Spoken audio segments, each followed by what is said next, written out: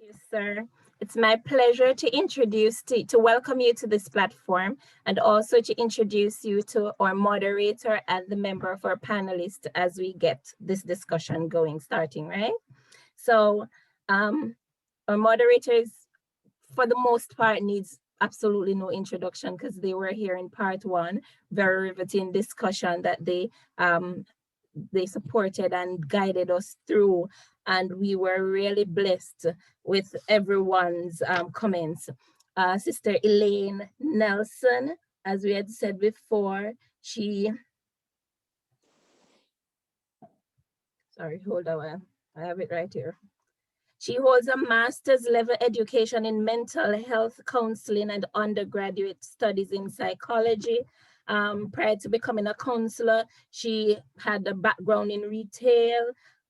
She has been married for a while now, and she has completed approximately 5 years of mental health internship with the Palm Beach County with their EAP, which is the employee assistant program. She holds a bachelor's in psychology from the University of Phoenix and a master's in counseling psychology from Palm Beach Atlantic University, and she's a licensed mental health counselor. She's also a grandmother. I must put this little one in that wasn't there the other day that celebrated his first birthday. Yeah, so let us congratulate her. He celebrated his first birthday. Was it 2 days ago? 2 days ago. So welcome, Sister Elaine. Thank you very much for coming. Thank you for sharing with us in this session. Sister Elaine, sister and brother Ann Simmonds are also here. So we're asking our panelists if you can turn your videos on so everyone could actually see you as I introduce you. Sister Ann and brother Devon is actually a member of the Ottawa Church here. I keep on saying, I don't know what is going to happen when we move from Zoom into the building because I don't even know what is going to happen, but let's see. But Sister Anne has a master's degree in substance abuse and mental health professional, and Brother Devon is actually a professor, and we are just welcoming them in not only in the capacity of their professionalism, but as a married couple who would be able to share some of what maybe worked for them, didn't work for them, that sort of thing, because life is a work in progress, isn't it? And that's how we live and we learn as we make our mistakes and we try to teach others so they don't make the same mistakes as we make. You know what I mean? That sort of thing. Thank you so much. It is my pleasure also to welcome to this platform Sister Rhoda Moore. Now, I must tell you, it should have been Pastor Dalkeith Moore and Sister Rhoda Moore. So Pastor Dalkeith Moore is actually a marriage counselor and a pastor, has been a pastor of Jamaica Conference for a while. So, you know, anywhere the man gone is a pastor, the wife have to tag with her. So might as well call her a pastress. You know what I mean? But she's really a strong supporter of her husband. And I find that even in her years of marriage, there's so much that she can share. My apologies for Pastor Dalkeith. He had to make an emergency trip outside of the country, and so that's why he's not here, and he sends his regrets. So sorry about that, and welcome to you, Sister Rhoda. Really so happy to have you as you support this discussion that we're going to be having. Thank you so much to Pastor Wilson for being here. Pastor Wilson has 5 daughters, and he proudly puts that at the top of his list. 2 of them are adopted, and they're all adults. He puts that in bracket as well. And he has 2 grandchildren. And he has been a committed Christian to the Church of God Seventh Day for over 49 years, graduate from the Jamaica Theological Seminary, and he has been in ministry for 36 years. 5 of those 36 years, he was an evangelist, and thereafter he was a pastor. He's the former pastor of the Mango Grove, Cherry Tree Lane, Davis, Chandler's Pen, and Seaforth churches. So he has been around Jamaica serving the churches. He's the former vice chairman of the Church of God Seventh-day Jamaica Conference as well. And presently he's one of 3 coordinators representing the International Ministerial Conference in Zone 1, which includes the United States of America, Canada, and the English-speaking Caribbean. He is also a marriage officer and a justice of the peace. And as usual, I just seize the moment to show off that in addition to being my husband's and myself spiritual father, he maybe would have married maybe quite a few persons on this line. So you know what that means. He has a lot under his belt. And thank you, Jesus. Let me go back to Sister Elaine. I see Brother Mead in the background there. And Brother Mead is actually Sister Elaine's husband. I didn't say she was married. Did I say she was married? No? Well, she is married to the lovely, handsome Brother Mead. Am I representing you well? I am. Awesome. Thank you. Thank you so much. It's happy. I'm glad that Sister Elaine is here. But we are more so glad when we have the couple here, because in addition to her professional advice that she can give, it connects so much more, and it comes more closer to home when, as a couple, they can share with us and really be a part of this discussion. So welcome, Brother Mead. Thank you so much for being a part of our discussion today. All right, so down to our 2 youngest persons who are on our panels, our panel. We have Sister Kezia Francis, and that's that beautiful lady there that you see. Wave, Sister Kezia, so they can see you. Yes, and Brother Kelub Martyr. So these are 2 young persons that have pretty much grown up in the church here. I came to Canada maybe about 6 years. I'm getting old or so, and I saw them as young people in the church. And the other members who have been here long before me would say that they were pretty much born in their hand and bread. And I am pretty much proud of them, because it goes to show that, you know, the church is still doing something right. You know, for them to still be here. And we need to celebrate ourselves, brethren, that the church is really still, as much as we have so many flaws and so many things that could possibly go wrong, the church is doing something right. And on behalf of the church, Sister Kezia and Brother Kelub, I want to tell you thank you for being a part of this discussion. And I know whatever contribution you make will be meaningful, and coming from young people. Sometimes young people connect better with young people, and they know exactly what to say in this regard. Brother Kelub is actually an engineer by training, and he's also a web developer.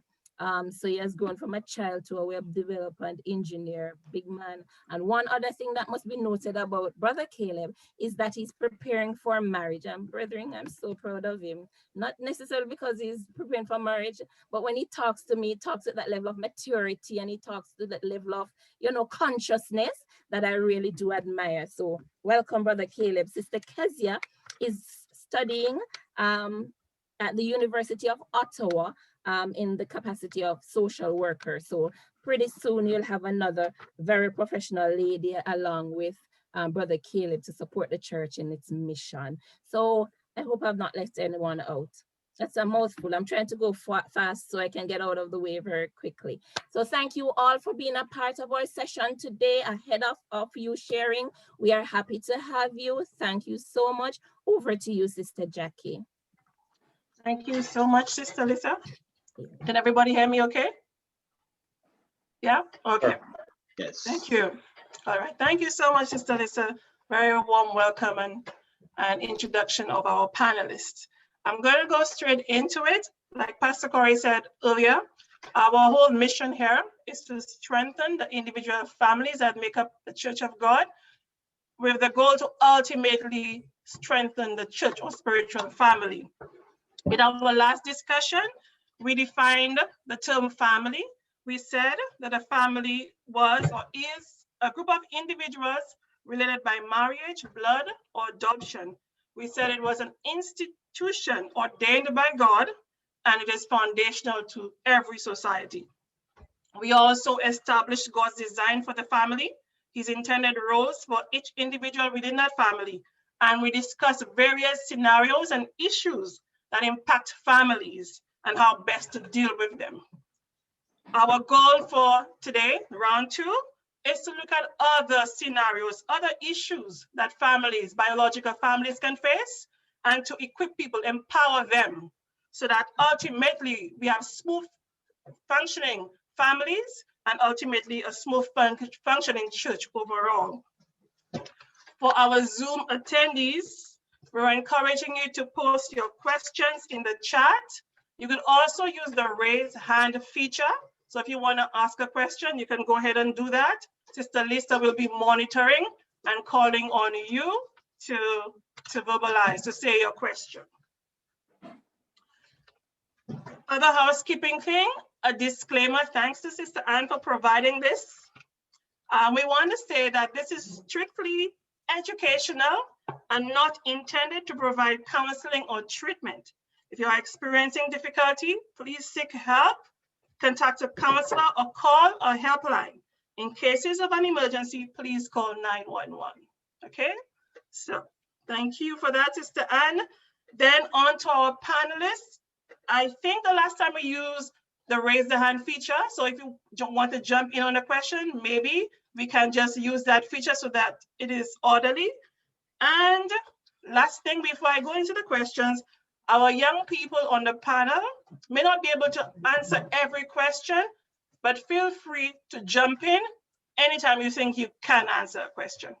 Okay, thank you so much. And what we have done today is to organize our questions around certain topics or themes, or I should say, and we have different categories. And I'm starting today with preparation for marriage. So these questions, the first few, will center around that stage before marriage, because we want to make sure people get it right. So we want to focus on certain issues that will come up during that stage. My first question to the panelists, question 1. So Genesis 2:18-24 says something to that effect. So I've not copied the whole question, but some parts of it, parts of the scripture. It says, "It is not good that a man should be alone. I will make him a helpmeet." And it continues to say, "Therefore shall a man leave his father and mother and cleave unto his wife, and they shall be one flesh." So my question to you, based on this scripture, it doesn't say when a man finds a woman he falls in love with, then he is to leave his father and mother and cleave unto his wife. But is that what is implied by that scripture? And I'm asking this question because we know that some people get married for other reasons. So what are your thoughts? I was going to say that.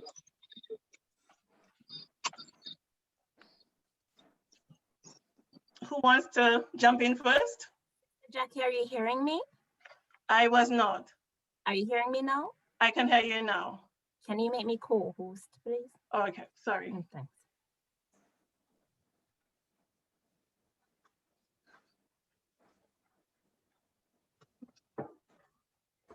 In the meantime, we can have the panelists jumping in. Where are you? I think it's kind of implied, Sister Jackie and Brethren. It's kind of implied,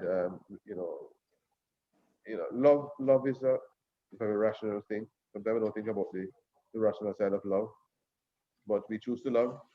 And we know this because sometimes you see somebody who's just crazily in love on Monday, and on Wednesday they're crazily out of love. So you know that love involves the choice. You can choose to love if you want to. You can choose not to love. And so I think it's implied in Genesis that love is foundational to that relationship. And that is always true in the historical context that you choose to love. And we see examples of this in scripture. For example, we saw when Jacob married Leah, and then he married to Rachel, and God says, no, you're mistreating Rachel. I mean, if you call her a wife, you have to love her as a wife. I mean, you have to choose to love her as a wife because she's your wife. And so, we made a decision to love. And so love is not just the emotional side. Love involves the choices we made. So I think it's kind of implied to say that. Okay, thank you, Brother Devon. Anybody else wants to chime in, or we can move on? Okay, so it seems to be implied, and I don't want to belabor the point so early. And Brother Devon, the example you brought up about Jacob, we know that he loved Rachel. His first choice was Rachel. And I may be wrong, but it seems that many of the marriages in the Bible seem to have been arranged, right? So individuals didn't seem to, like us now, we can choose who we want to get married to based on the fact that we have fallen in love with the person. So I asked that question to get to the point that marriages may be arranged and it may not start off on the basis of love, but would they work or can they work? What are your thoughts on that? Good evening, everyone. I'd like to jump in here. Go ahead, Sister Rhoda. Okay, great. Hi, everyone. So I believe that those marriages do work. They can work. And I'm not thinking that all of them worked perfectly.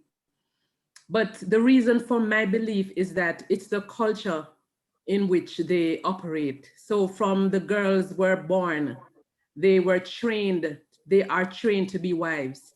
They're trained to manage a household, and the men, they are also trained to manage a family, to take care of a family. And as a result of that, when they are of age, then they are placed together and they know the expectation of their families of them. And I think they learn to love each other because that's what they have been trained and taught to do. They love and they respect each other. And as a result, the marriage can work. And I do believe that at some point they do fall in love, like us Westerners. They do fall in love with each other, even though it is initially arranged and placed together. So as against compared to us who meet and fall in love with someone, and as Brother Devon said, Monday we are so deeply in love, and then by Wednesday we are totally out of love, and by Thursday, you know, we're in love with someone else. That's how our culture is in the Western world.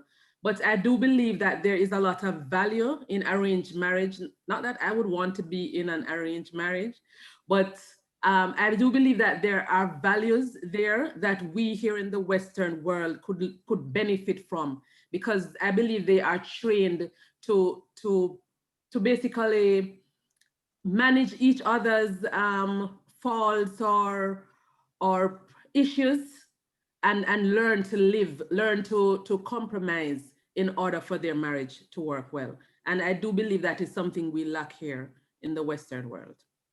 Thank you, Sister Rhoda. You said a lot of things there and a lot of good points, actually. So Brother Devon, you want to jump in now? You're on mute.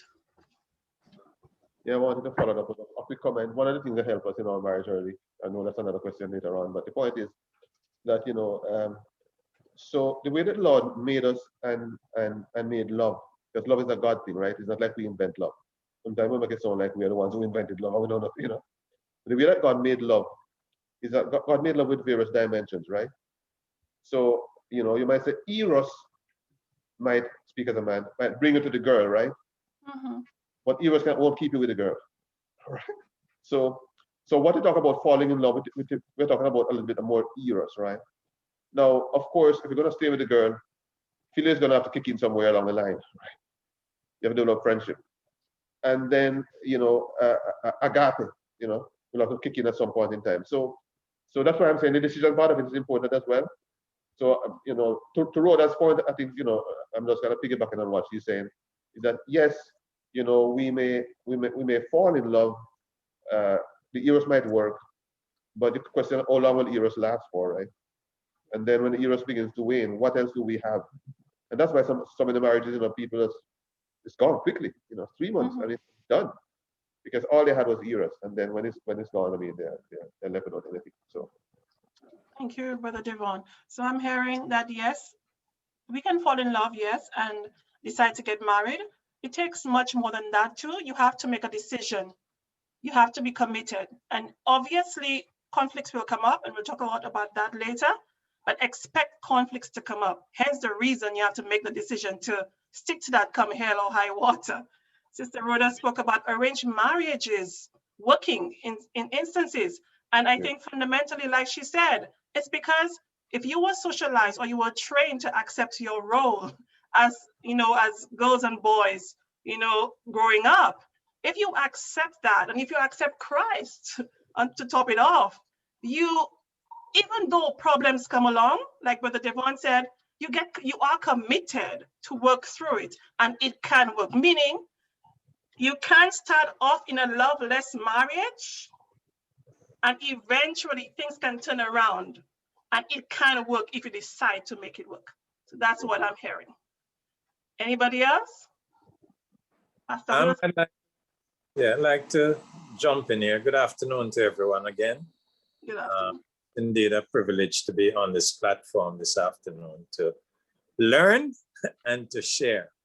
I want to agree with the foregone speakers. I want to also add that I think that the term falling in love, as we Westerners use, does not do justice to the act. All right.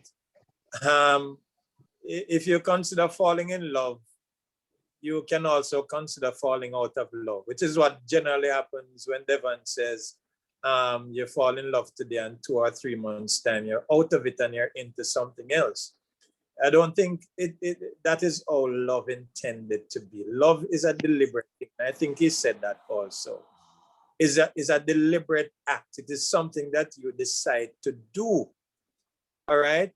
And it doesn't necessarily have to trigger your emotions in a great way. It is something you decide to do, and it involves commitment. And that is what is kind of different with the old scenario as compared to our situation now in this day.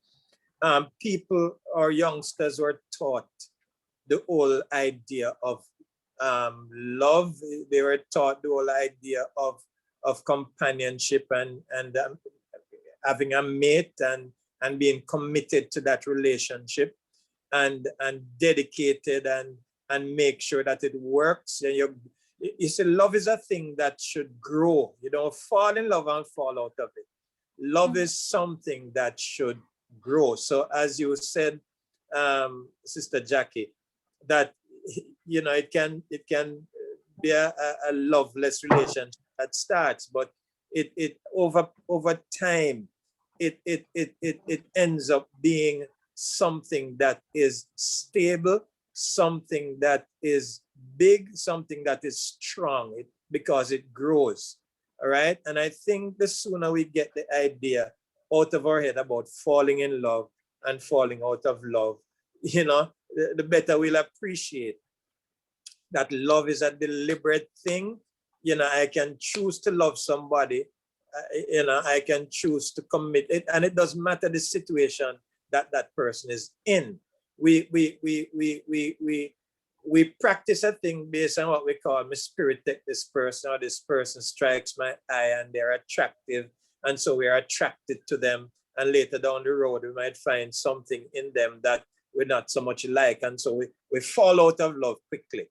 But love really brings you to a point that, and the Bible talks about a particular love that is unconditional, the agape.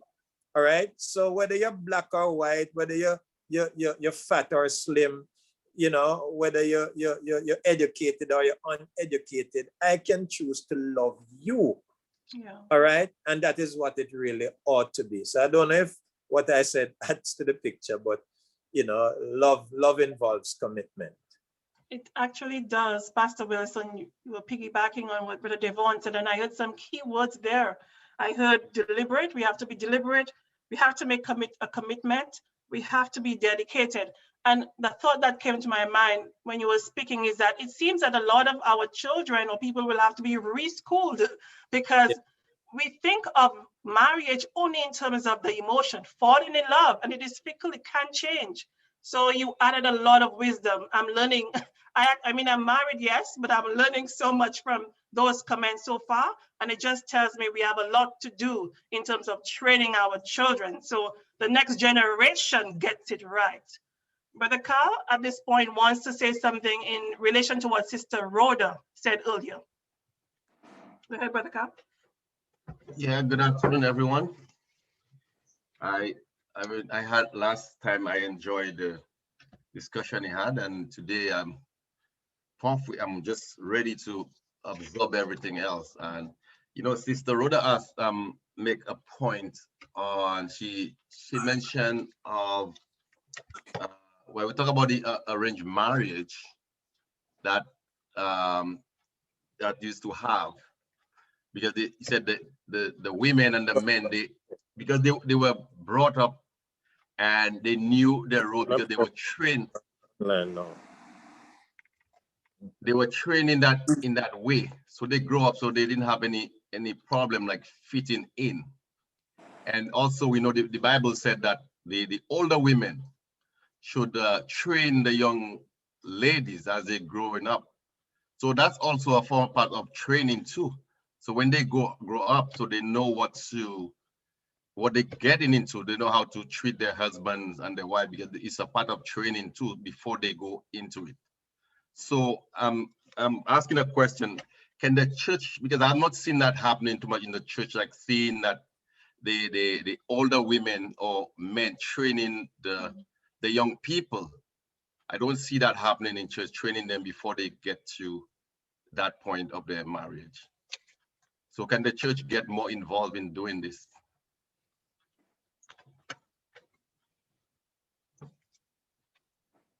Anybody wants to help out with answering Brother Carl's question? Should the church be more actively involved in that regard? I could jump in, Sister Jackie. Okay, I so think, sorry. So I default to Pastor Wilson. okay, so he's referring to Pastor Wilson. So Pastor Wilson and then Kelub. Go ahead, Pastor Wilson. I think, you know, yes, I think it's an excellent opportunity that the church should seek to take up, right? Because I don't think the young people, not just the young people, but the congregation, the congregants in general, don't fully understand this whole thing about love. And some persons have been married for quite a while and still having challenges. You know, but the church, it needs to be taught, you know, as our brother said. And you know, the Bible itself, as he points to, encourages that the women ought to, the elderly women ought to train the young women how to love their husbands, right? And to be good homekeepers and so on, right? And so the church should really take this on and to teach people about, you know, how to serve in the capacity that they are called to. You know, how a woman should play the role of a good wife and a dedicated and committed wife, you know, and the man, you know, how he should take care of his family and love his family. Because sometimes, you know, people get in relationships, get married and make a mess out of the situation. They don't fulfill the role that they are called to, because perhaps they don't even understand the role that they are called to. It just you know, it hangs on the emotional side. Yes, this girl is pretty, you know, I get her as a companion, you know, and so on and so on. This guy is handsome, you know, it is my real soulmate and my lover, and that side of thing. And when the love part is not working so good, then the entire marriage breaks down, because there's nothing else holding it together but that emotional side. So I think it would help if it is taught to our youngsters and the church in general, you know, how this really works. Thank you. Pastor Wilson, Kelub? I'll actually defer. Okay, thank you. So before I take a Brother Paul's hand, Sister Elaine, you can go ahead. Yes, I agree with what's been said so far. And even going back to what was said about, I think Brother Devon intimated about being in love one day, falling out of love the next day, is because there's no understanding of what love is. And as we kind of figure out that based on some of the research that has been done, within 18 months, that's when a lot of times people decide whether or not they're in love or they're out of love, because that's when that emotional part of it kind, starts settling off. And that's when you start noticing the things that when you're in the throes of those emotions, you don't take stock of. He puts his shoes over there, she leaves her keys over here, and I like the keys in the car, or in the drawer, and I like the shoe in the closet, or I don't like clothes on the floor. So some of those things are things that are noticed after that period of the erotic love kind of settling in. So that's why it is really necessary to be taught, or to have counseling ahead of marriage, so people are aware of what love is. I've asked somebody, and I've heard someone ask another individual, what is love? And they could not tell what love is. And a lot of times the young people don't know what that is, not knowing that it's really an actual decision. Yeah. Thank you so much, Sister Elaine. Brother Paul, you can go ahead. Thank you, Sister J. As I heard, as Bishop. Yeah, I'm on the program. Yes, thank you. As I heard of Bishop mention, and as Brother Carl quote the scripture, if those that in the older, it's a question. I turned it to Bishop.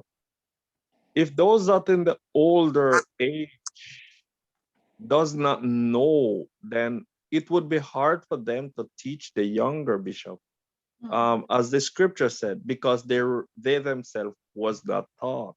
So I would agree with you, Bishop, that and to the others that I want to say that there's a big decision in hand now to make, because to correct that, then how the church gonna go about it? I say the church. Thank you. Thank you, Brother Paul. Sound point, actually. I never thought of that. How would we answer that question, though? So if those who are instructed to teach the younger ones don't know better, maybe not intentionally, maybe they were not even raised that way, how do we address those issues as a church? Pastor Corey, you would like to chime in? Yes, thank you very much. Greetings, everyone. Very, very interesting discussion so far. I believe that we have taken the first step already by having this platform, by having this discussion. This is a medium in which we are educating ourselves and others. So we are on the road. All we got to do is to maintain, and what we learn here, we go and practice it, both young and old. Thank you. Thank you, Pastor Corey. Well said. Well said. Pastor Wilson? Yeah, I alluded to it kind of really not upfront, but I did say that not just the young persons need to be taught, but older persons, older couples who never learned as well. So even though it's a formula that is encouraged by the scriptures, it is the scriptures that said that the older ones to teach the younger ones. But we are in a situation, as is pointed out, that the older ones don't know either. So they themselves need to be taught. So I suppose in such a case, the ministers need to really be upfront. They should be studying the word of God. They should get acquainted with the word of God, and then get their congregation in a situation where the older ones will begin to know, the entire church will know. And so going forward, they'll be able to teach other young ones coming in. So that is how it has to be at this time. As you rightly said, the older ones might not be in a position to share anything right now because they themselves need to learn. So I think it would be the responsibility of the ministers to kind of work with the church and over a period of time, get the church into that stage where the information can flow from one generation to another. Thank you, sir. Sister Anne? You're good? Yeah, it's the same idea. I was gonna say that, okay, the scripture say older, but we take that scripture and formulate our structure, like Pastor Wilson is saying. So it doesn't mean that every older person is gonna teach every younger person. We look out for the persons who are good mentors, who are good role models, who have a handle of things and good relationship. And even if it means one person to every 10 young person in the church, in terms of small group. But a minister, like Pastor Wilson is saying, has to decide how it's gonna work in the interim until we get to a place where that can be on a broader scale. Thank you, Sister Anne. So in summary, I heard one, start with general education like we're doing now. So these discussions are meant to edify and to teach. Second, we have pastors and leaders being intentional about setting up programs or structuring it so that information can be passed on. And three, Sister Anne is saying, you may already have people among those older ones who can do it. So use them now whilst you're putting the other things in place. So thank you so much. We will go on to the next question. It is, how, still in keeping or still on preparing for marriage, how would you advise individuals intending to get married to seek a partner? What is the best way to go about doing that? I see Brother Devon smiling. I think he wants to start off first.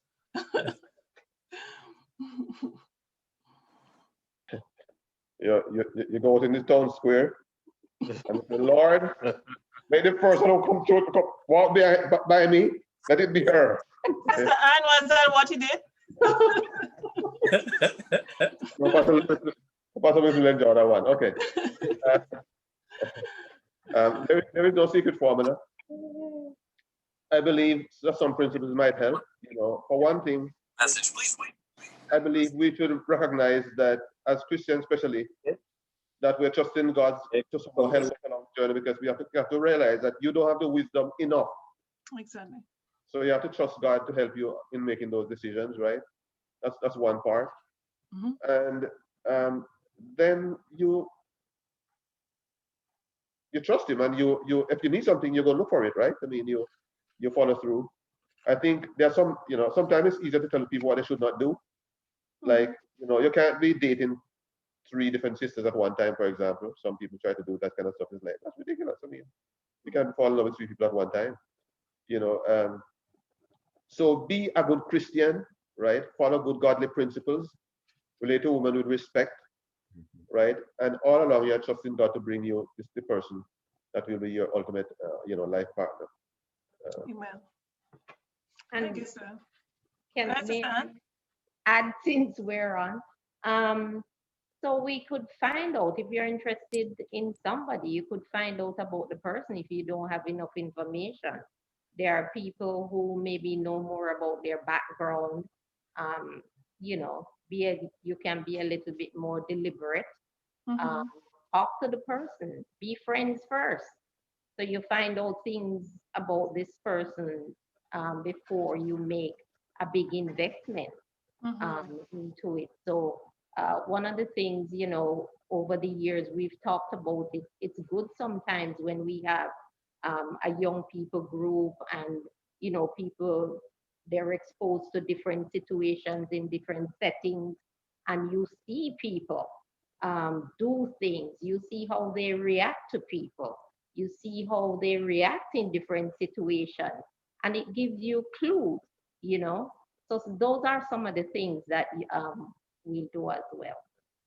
I'm going to ask the best question about 30 seconds. Somebody's at my gate to pick up something. I'm just going to hand it to them and come back. Go ahead, sir. Thank you. Anybody else? Any other panelists?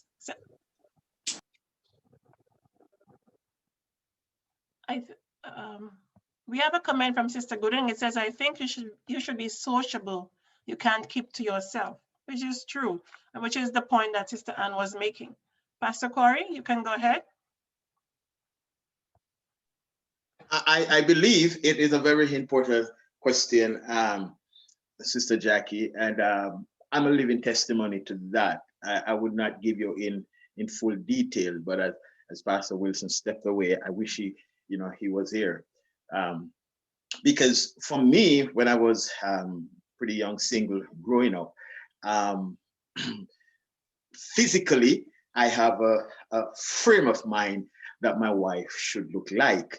And I remember after come under the leadership of Pastor Wilson, he's back.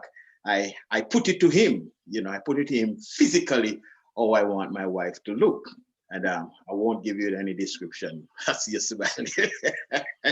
But Pastor Wilson was such a very good leader that he helped me to get rid of that perception, out of my head and allow the Lord to just lead me and choose a partner for me. And so I believe it is very important, because I think that some sisters and some brothers may have that same concept that, they want their husband to look this way or their wife to look that way. I have it, and I wouldn't let it go. Trust me, brethren, because I tell myself, wherever she's, I will find her one day. But Pastor Wilson helped me, and trust me, it really changed my perception, and I end up to have a very beautiful, wonderful wife, Sister Lisa Corey. Praise God. Thank you for sharing your personal experiences, Pastor Corey. Bless you, sir. Sister Lisa, you owe me. Praise God. Praise God. I just want, sir, big time. all right. I just want to perhaps add to the scenario. When it came on to this question, I was taught something, kind of different, and perhaps would not address the question that you expect, the way you expect it to. But I was taught that it's not about finding the right person, but it's about being the right person. All right. So you should put more emphasis on preparing yourself to be an ideal partner. And if you do that, you'll at some point be in a better position to attract, the right partner. So I suppose you still would have to look out, and it is not, I want to depart from, and yes, the whole idea of God providing and God showing you and all of that, I accept that in a general way, but I don't necessarily think that it means because God is gonna show me, it means that I'm gonna see stars falling from heaven over the head of the person that God has chosen and all that kind of thing. I think you have to do some legwork yourself and some, looking out and some paying attention and some looking into some situation in order to make your choice. And I think when I was going, I heard Anne, mentioning a few things that you need to consider.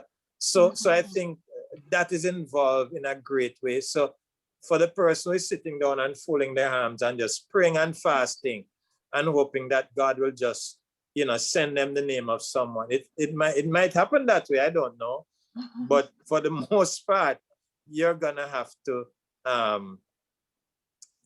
make some effort and examine some situations. But the point I was making is that it's not really about, for the most part, looking for the right person, but is presenting yourself or being the right person. Agreed. Your point is well taken, Pastor Wilson. And two things I want to emphasize. One, so what I heard is, one, we trust God. We begin by trusting God. And second, we don't wait, like Pastor Brother Devon said earlier, for God to throw the person down from heaven for you, or for you to actually see stars around the person's head. There is some work that you have to do. Because I think sometimes we kind of get mistaken as children of God. We just think, okay, because we're Christians, God will just throw things or drop things in our lap, and there's nothing we have to do. But I always believe there is something that we have to do. So that's the one. And we'll go on to the next question. But before we do, I'll take Sister Anne. Just briefly, I want to say physical attractiveness is important. And Pastor Corey alluded to that. So make sure we say it in such a way that young people know if they are attracted to somebody else, nothing is wrong. It's what you do with that. It's how you follow through to find out more about this person. But most times, and the research shows that there is something that connects you with somebody else or arouse your interest. So nothing is wrong. True, well said. So the second point I would like to emphasize takes me to the next question. So Pastor Wilson said, you have to begin by being the right person, having the right qualities. Now let's assume that you are that person, you have prepared yourself and you're looking for that other person to have the good qualities that is needed. What would you say, apart from physical attraction, we have to look for? One, and second, what qualities could you see in that person that would be a deal breaker that should tell you turn around and run away? Kelub wants to go ahead. He wants to take a stab at it. Well, good evening, everyone. I'm not sure if it's evening yet, but so we're talking about qualities that are deal breakers. So I think first and foremost, if they're not God-fearing, that's a big problem, because right there, that should be a big red flag to you that you're going to encounter some issues later on, and I imagine it'll be very tough. You have one person on one side who believes one thing, and another person who believes something else. And when you involve kids in that, it can only, because then the kids have to decide, yeah, am I following mom? Am I following dad? So it causes major issues. I think also for me personally, I think outside of the God-fearing one, which all of us should share, I think these may be subjective, but one thing I would say is that the person is workable. You need to have someone that you can work with and they're willing to kind of help you out with things, because when you're in a marriage, you'll be coming together to become one. So if the other person isn't really helping you, then can we really call that you guys being together as one to help each other out? Because if, say, for example, say your wife is really tired one day and she just say she was responsible for cooking that day and she just can't do it, and you, the man, had nothing to do that day, and you're like, oh, it's her job, I'm just going to relax, she can take care of it. That's not an example of being in a workable relationship. That would tell me that the man isn't someone who is willing to help his wife, because in that sense, it's also an example of love, right? Because I would say that man doesn't love his wife because he sees her down and not able to do work, and he chooses to just he expects her to, in her suffering, to continue to do what she has to do. So I think that's another important quality. Thank you, Kelub. Kezia? Hi, everyone. Hi. So to back up what Brother Kelub said, I think it's also important, like compatibility. So being able to, work with that person, and because, being in a family and a marriage is a team. And so everyone, yes, has a role to play, but you should also be able to help each other out. And so I know for me, one of the bigger things would be compatibility. And so, this person doesn't like this type of thing, and that's really important to me. Obviously, there's going to be conflicts arising throughout the entire marriage, right? So it's really, really important that compatibility, that you and your spouse are compatible, or else, there will be conflicts, not only in the earlier parts of the marriage, but further on, because you're constantly having differences and butting heads. And that's just one of the root causes of problems. Thank you, Kezia. Thank you both on points.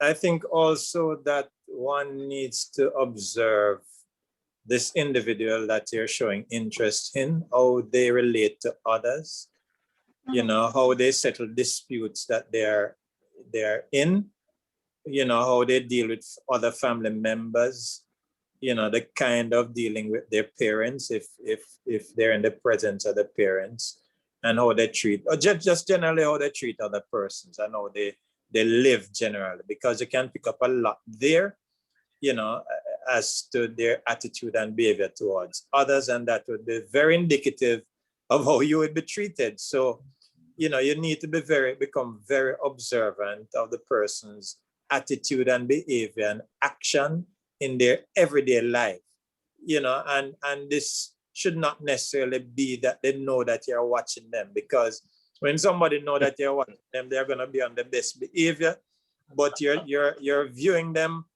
you know, off guard or unannounced. So they don't realize that you're eyeing them, but you're eyeing them, and that time you'll get what the true self is, and so you'll be able to make decisions based on that. Thank you, sir. Sister Anne, I saw you were nodding in agreement. Did Pastor Wilson steal your idea? Yeah, actually, that was the point one of the points I wanted to make.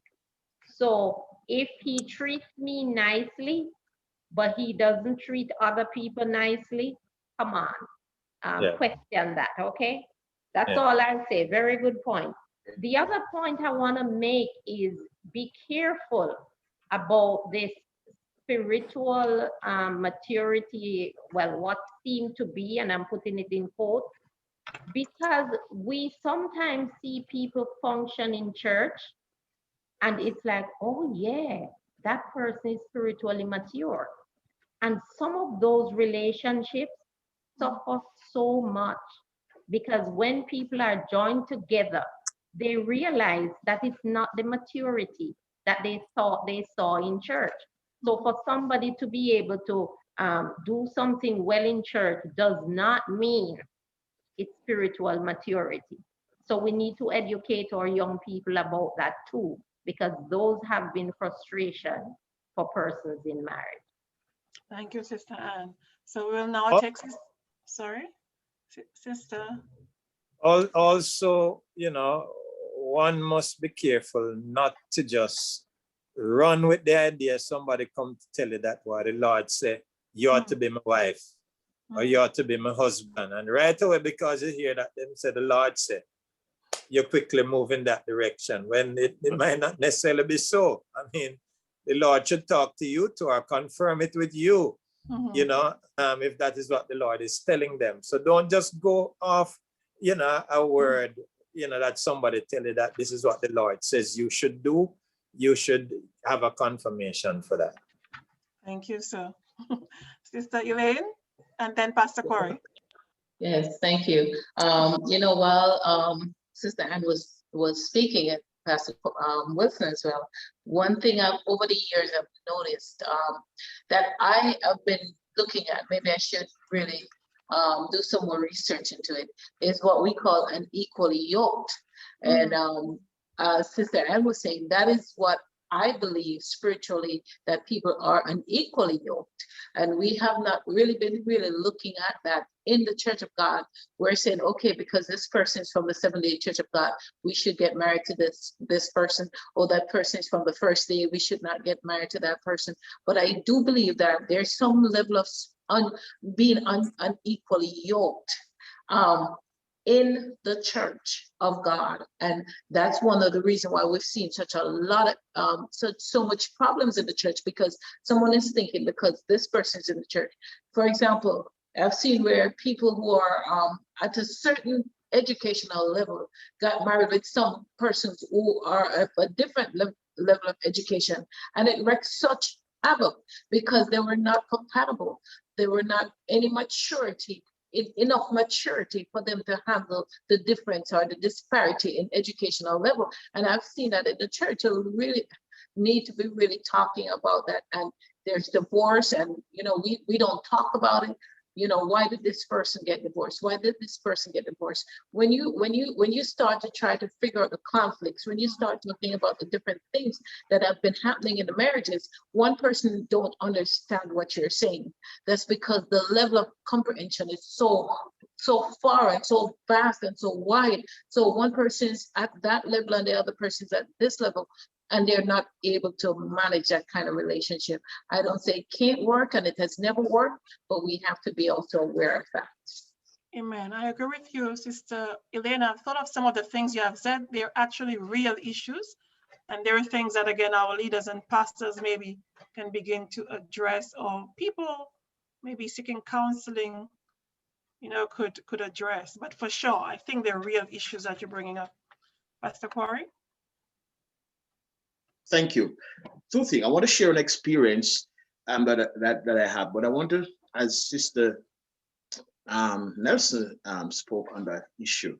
I remember Pastor Wilson, you know, in our premarital counseling said something to me, and Sister Lisa, that I'll never forget. And I use it also to counsel others now. He spoke about flexibility. Mm-hmm. Pastor Wilson spoke, and I heard Sister Nelson, because not that the persons may be unequal, but you got to understand, if you're at a spiritual level, right, and your partner may not, it doesn't mean that you are not equal.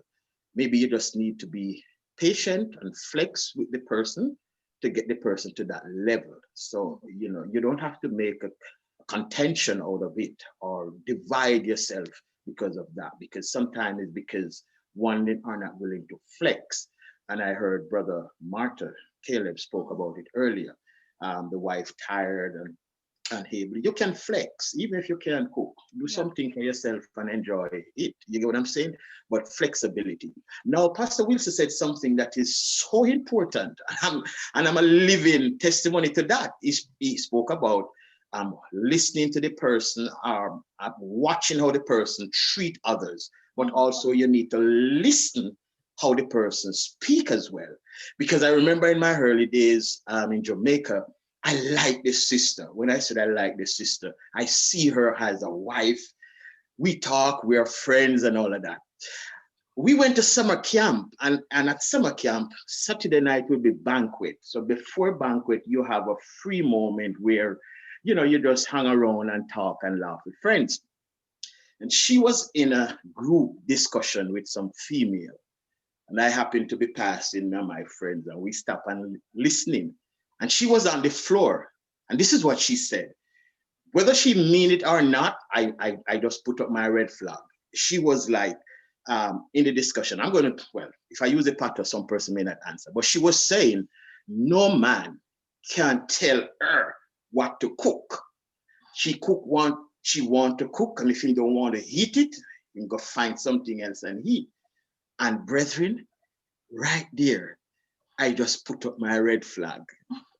I just, whether she mean it yes or no, that argument, I don't think it should have come out of her mouth. So it is really good that we listen and pay attention, because some of the things that some person said, they mean it unto their grave. Yeah. So this was a situation, Pastor Corey, where you heard one thing and you just turned around and ran away. So thank you for providing that example. Okay. On to our next question, but so far so good. I'm enjoying this. I've learned so much already. On to our next question. In your opinion, and I think we touched on it a bit, is premarital counseling an effective way to avoid many of the problems that subsequently occur in marriages? And would you say that it should be a must for any couple thinking of getting married? Brother Kelub? So I think as if anything, I don't think there's a way to completely 100% avoid it. I think it's good in a sense that it makes you aware of the potential issues that may arise and how you can deal with them. But because at the end of the day, we're humans and we're inherently different. So I think just by that fact, like, problems can arise. And again, due to our human nature, you may know better, but just in the moment, because of the emotion and the tension, it may not allow you to act in the way that you know you should act. So that in of itself is just a wild card and a major variable, and we can never avoid that. But I would say, given that I am going to get married soon, and I did go through premarital counseling, I would say that it's definitely a must. I know initially I was kind of resistant to the idea, not that I didn't think it was good, but I'm more of a person who likes to deal with things as they come across. I don't like the surprise to be spoiled for me, in a sense, but after going through it, I can definitely say that I really appreciate the fact that I did it, and I learned a lot. And there are a lot of different strategies that I'm now aware of that I can put into practice. Thank you, Kelub. So awareness, strategies, giving you options. Thank you so much. Sister Rhoda, and then Pastor Wilson. Yes, so it is extremely important. 20-something years ago, I was engaged in premarital counseling by Pastor Jacobs. And we were young at the time, and he opened our eyes to many things that we were not aware of that we could have faced as a married couple. And for that reason, even that reason alone, I think it is very important for persons to go through this session, especially for those persons who have not faced life, as we would put it. In addition to the counseling part of it, I think programs like these and other sessions that could be designed is for persons to have a mindset on how to handle conflict, how to handle situations, how to do things, because that as well prepares persons for marriage. So looking at finances, the premarital sessions are normally short sessions, so it will not be able to explore everything. But similarly to the Eastern world, they would not just be taught how to cook and clean, and so they would be taught to have the mindset. Their whole being would be groomed towards having this successful marital relationship.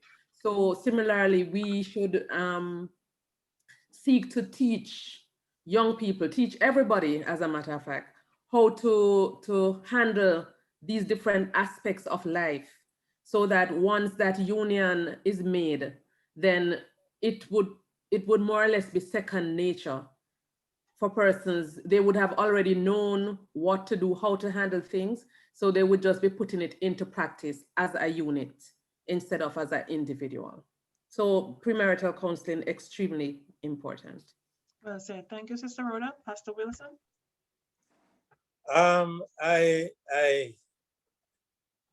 didn't experience premarital counseling myself before I got married, but I subsequently, understood the value of it. And, ever since being a marriage officer, I made it a requirement to have me do your wedding. I will not do your wedding if you will not subject yourself to premarital counseling. You are free to find somebody else to do your wedding. So all the weddings, or most of the weddings I have done, probably all of them, I have done premarital counseling. Premarital counseling is very, very important. Because it allow you to become aware of challenges down the road that you might not be aware of or might not thought of. All right, and it gives you the ability, or the tools to handle some of these challenges that might arise. All right, in premarital counseling, you're able to discover things about your spouse that you never knew. All right. So you through premarital counseling, you're gonna better know your spouse, and your spouse is gonna know you, in a better way, right? Which is good. Also, there's an aspect of premarital counseling, that you need to be able to declare to your spouse what is your expectation out of this marriage. There's a lot of persons who get married and do not know what they expect out of the marriage. And so what they end up getting might be not what they were hoping to get. And so it caused frustration and dissolution of the marriage eventually.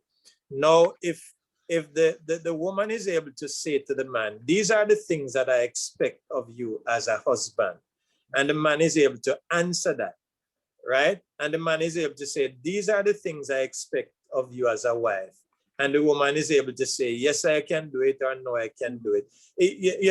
At least they know what they expect, and both of them know what is it to give attention to in this relationship, that it can work. Yeah. All right? Because for argument's sake, I usually use this scenario where this couple gets married. The man goes out and he works every day, you know, maybe 16 hours a day, and he buys his wife a new house and a new car, and buys her all the dresses, the pretty dresses she needs, you know, and all of that, and all the furniture she needs. And then she look at him one day and say, "You don't love me." And he says, "Oh, you mean I don't love you? Look at all that I'm doing." He said, "You never spend any time with me."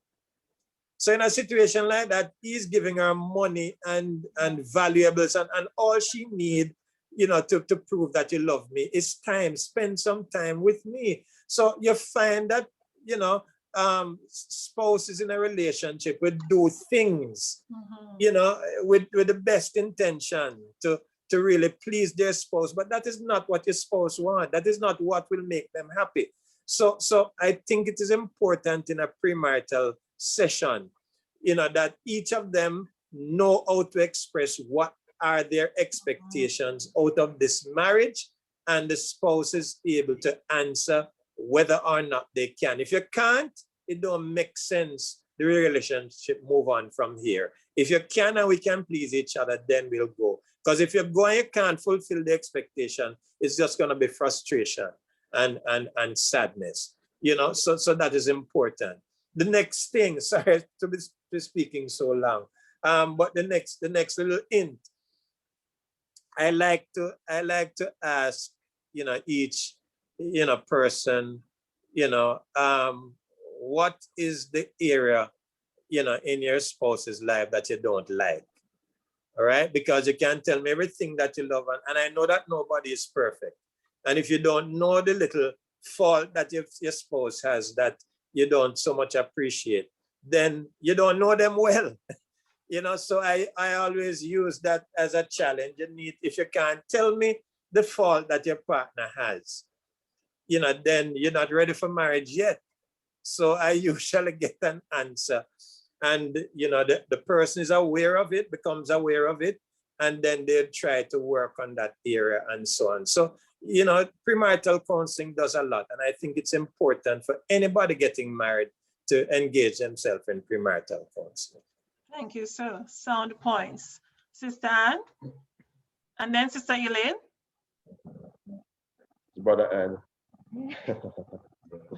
Yeah, so someone else throw something else into the mix. No, unquestionably, premarital counseling is vital, okay, and can bring significant benefits to everybody. We have benefited from that seriously from Pastor Wilson's premarital counseling.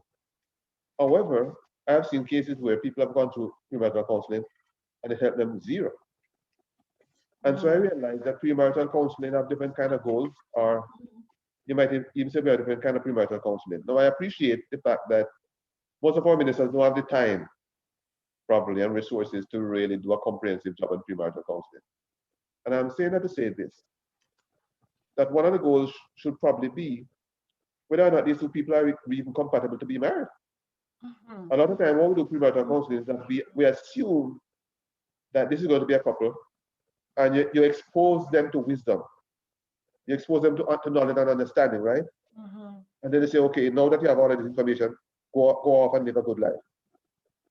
Once we happened to spoke with a young man at the time, you know, and we spoke with him for probably half an hour, and the other day got married. And then we were like, oh God, it's going to be a tragedy. You know, and we spoke, and he's like, no, what do we do? Because he had gotten married, but I'm sorry, his wife was going to have some serious issues. And we saw it there, and it's like, oh God. I mean, yeah, you know, it's like, what can nothing we can do? They're already married.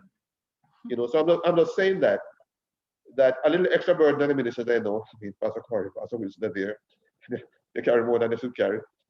But sometimes you have to just tell somebody, listen, man, I don't think you should get married. You know, sorry. No, but I get when I know, but when we get in person, I say, you say, you know, you talk to your mother. But you say that your mother, you talk to your mother.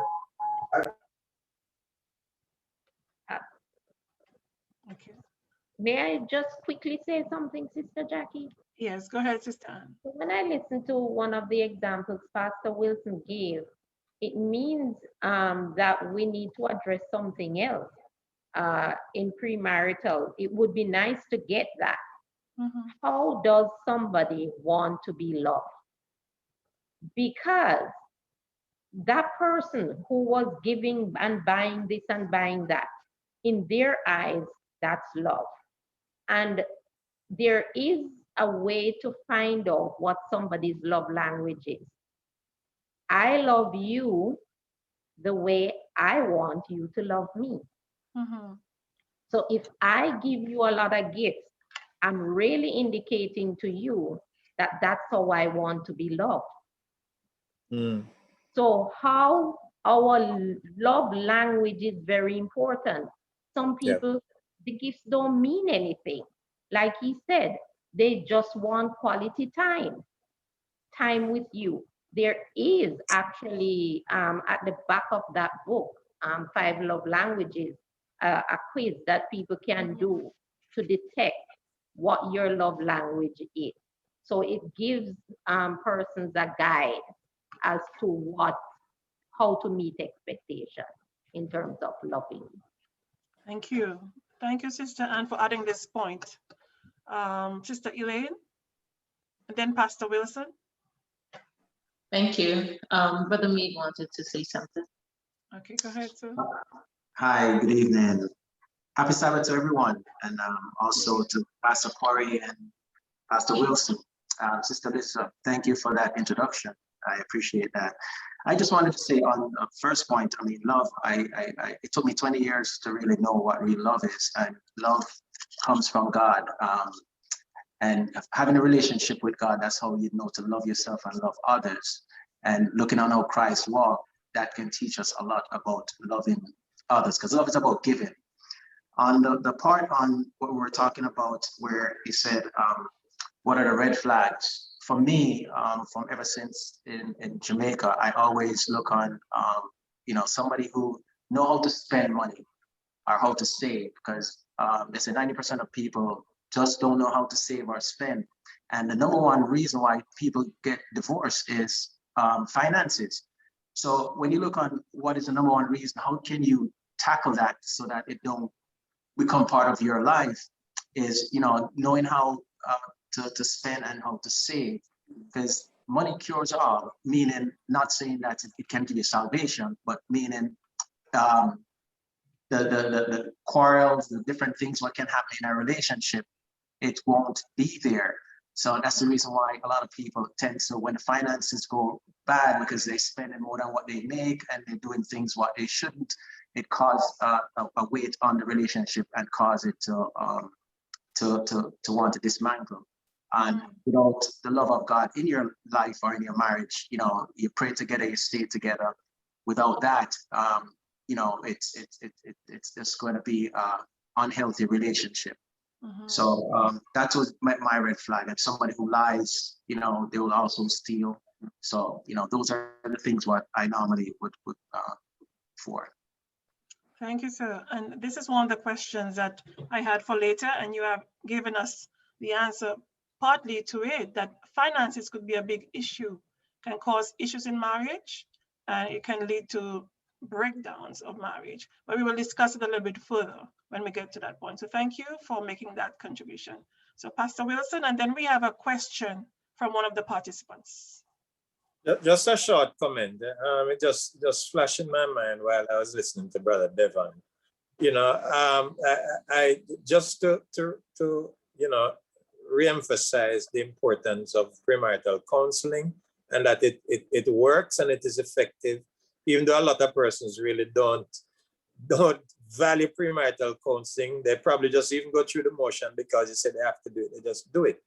I can remember about 3 different couples that came to me, over a period of time that started their premarital counseling, and then at a point, I decided that this ain't gonna work. And so my recommendation for them was to call it off. And so I did not continue. They still went ahead and got married and eventually they didn't work. None of those marriages were dissolved. You know, so it goes to show that sometimes you can pick things up that will be a problem, and you know, you really need to listen and consider, you know, over a period of time, and to see whether or not you want to get married that badly that it doesn't matter if there's a problem. And so these persons didn't listen.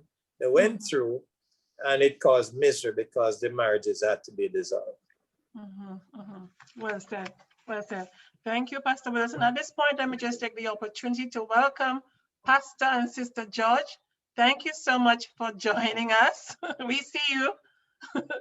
Thank you for supporting us so much. And I have a question from a participant. I just want to quickly summarize what all of you have said, just to highlight some things. And I want to say in advance, thank you so much for the free counseling.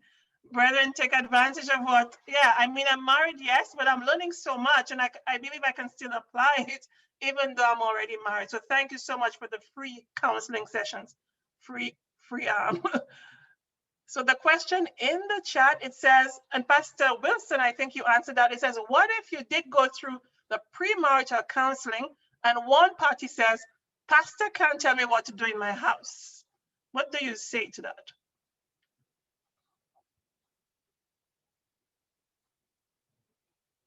You're muted, Pastor Wilson. Yes, the other spouse must decide whether they're going to agree with that statement or whether they're going to be cautious about going forward, right? So they can do either of two things. They can say, well, I'm going to listen to what the minister says because it makes sense. And so I'm going to hold it here at least for a while, you know, or they can say, well, I agree with my prospective husband. I'm not going to listen to the pastor. So that's the choice that they will have. And each of those will carry some consequences. So, you know, the other spouse would just have to decide what is their position on the matter. Thank you, sir. So before I take Pastor Corey, I just want to highlight a few key things I heard. One, in premarital counseling, you can set expectations or get to understand each other's expectations before you make that lifelong commitment. I heard awareness earlier. I heard it's being able to equip us with strategies that we can use subsequently. I heard it helps you to know yourself better. This one came from Sister George. I heard also it allows you to be, Brother Devon, said, it's not just going through counseling though, but being able to apply what you learn.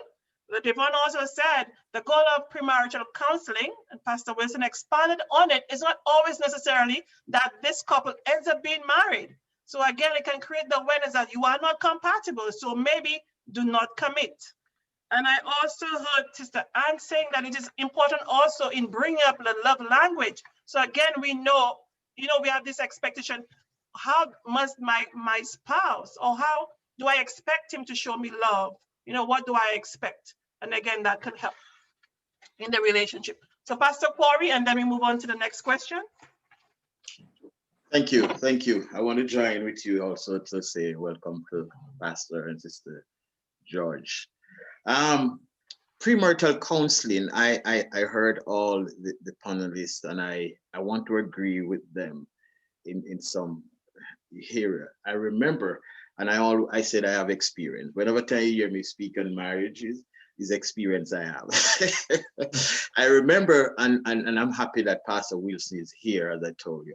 He was that person for me in my young age in church up until married.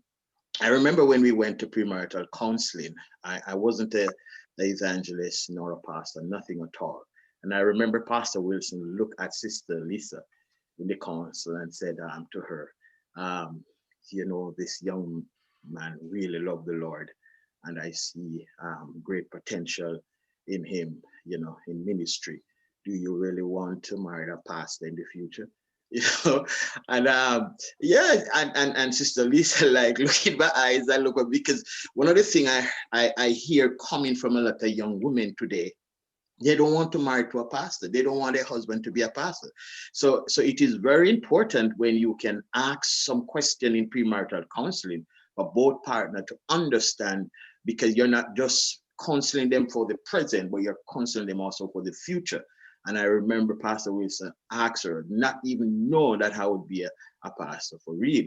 But here we are, and she's really a good supporter to my ministry. Thank you. Thank you, Pastor Corey.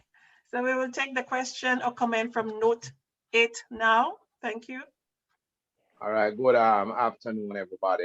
This is Brother Daniel Walker, and I'm just using my wife's device, so that's why you see the note 8. Let me just say this very quickly. I'm happy to see Sister Elaine Nelson and her husband. I've not seen you over a year now. Good to see you, sir, and thanks always, Sir Nelson, for those clips and video that you send me at all the time. All right, I don't know if it was said before, because I'm coming from church all the way from Davis and I'm just getting back home. So I don't know if it was said before, but I want to say this, that premarital counseling is no guarantee that your marriage is going to be successful. Mm-hmm. Also, I want to say this, that there are many marriages that has been successful and they did not have premarital counseling. Mm-hmm.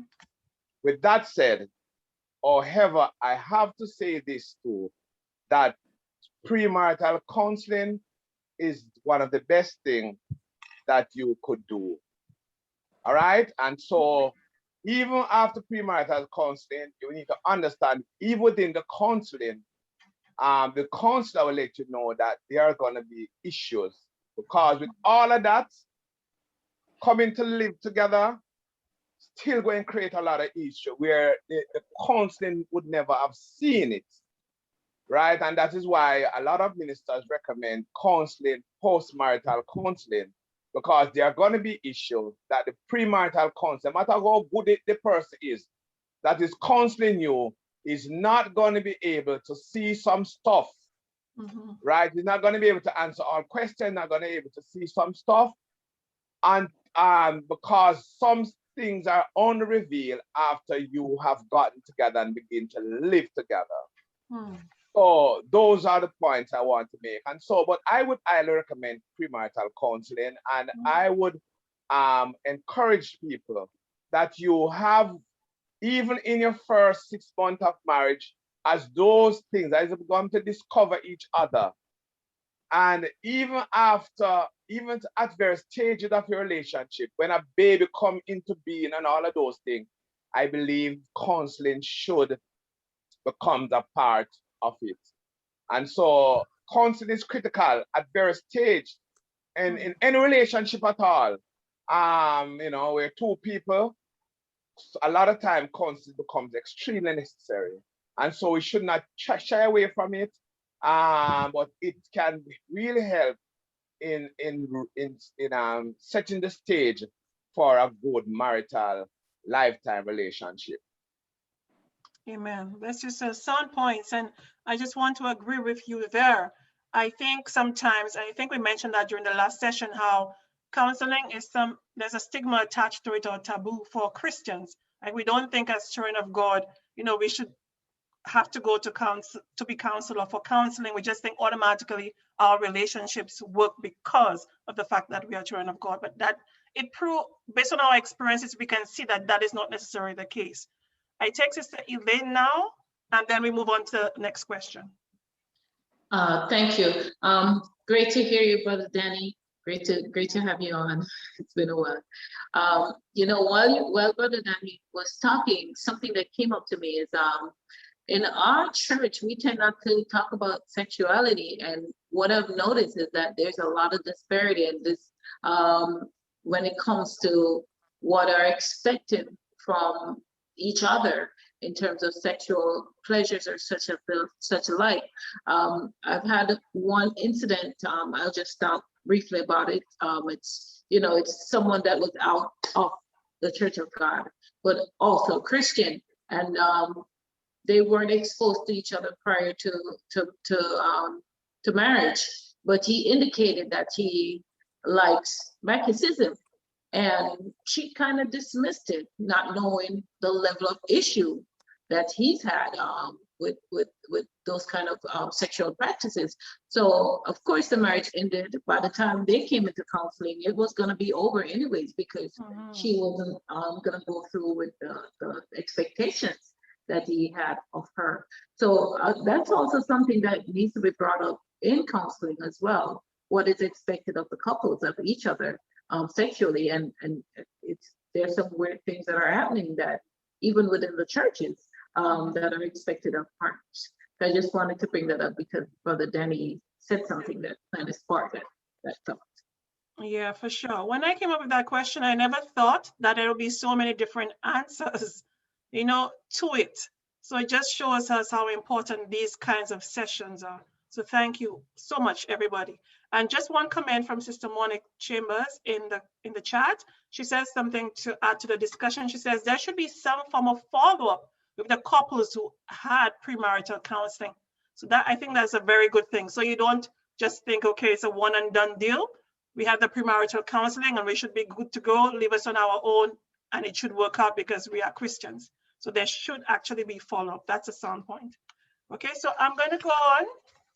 It looks like we'll have to have a part 3 and 4 to our discussions.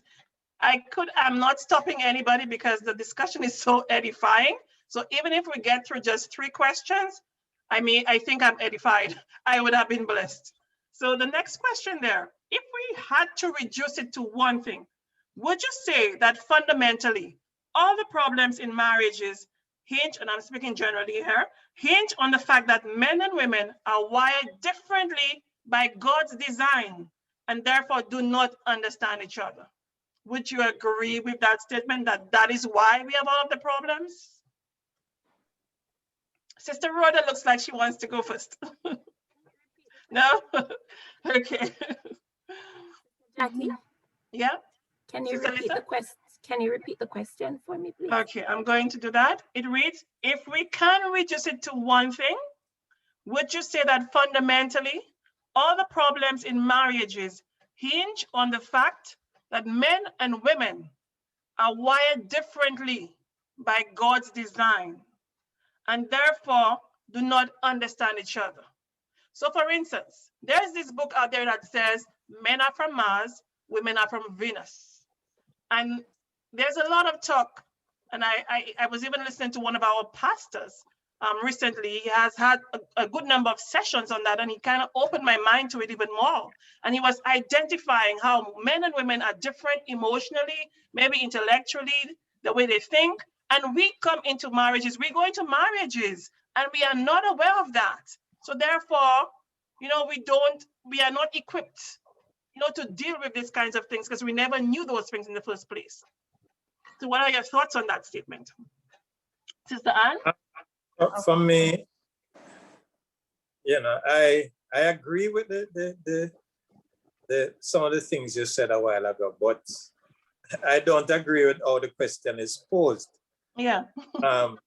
You know, because it would seem like God has set up man and woman for failure in marriage, which I think is not the case. I think God wired us differently using the language you use, you know, so that we can complement each other. So yes, we need to take time to understand each other, how we operate and to blend together. But I would not say it, you know, the way the question is posed, it would, you know, suggest that, you know, we are set up for failure. And to me, that is not the case. Yes, we need to understand each other, but I think God has made us differently so that we can complement each other. That's what I would say on that. Wilson. Sister Anne?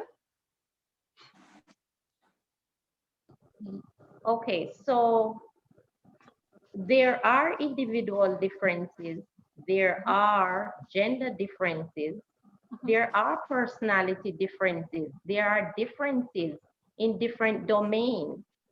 So to say, because there is a difference between male and female makeup is the integral thing, is making a big mistake. For example, so, you know, some people, we say women are nurturers, yes, in general, but there are men who are very nurturing too.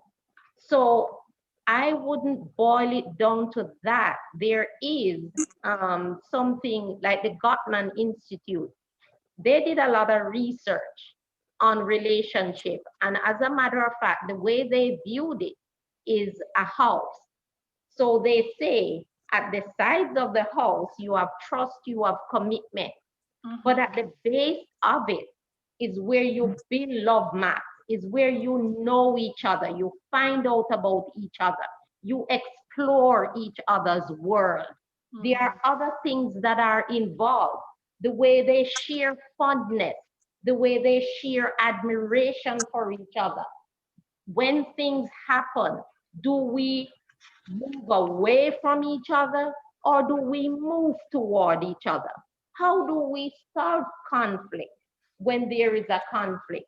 How do we see our lives in terms of dreams, what we want for each other? How do we create shared meaning? So we are in church. Do we share our lives in a particular, say, for want of a better word, ministry, or something that we like together that both of us will work on? They are different and a lot of things that come into making a marriage work that has nothing to do with you're a male and I'm a female. It's a lot of things to explore. And the thing that we have been underscoring is it begins somewhere. It begins with attractiveness.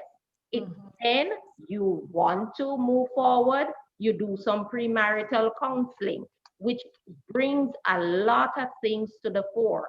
We have benefited from that. Does it mean that, you know, you lay down your arms? No. Marriage is work. So let's say it for all of us to know. Marriage is work. Don't think that you are married for 30 years and then you know it all about your spouse. Life is dynamic. Life changes. People's needs change. People's wants change. People's circumstances change. And we have to, one of the words I think that Pastor Wilson or somebody used was flexibility. We have to be able to make the changes when they come. So let's not come down to just male and female differences, because that's a small part of the problem. It's a lot more complex than that.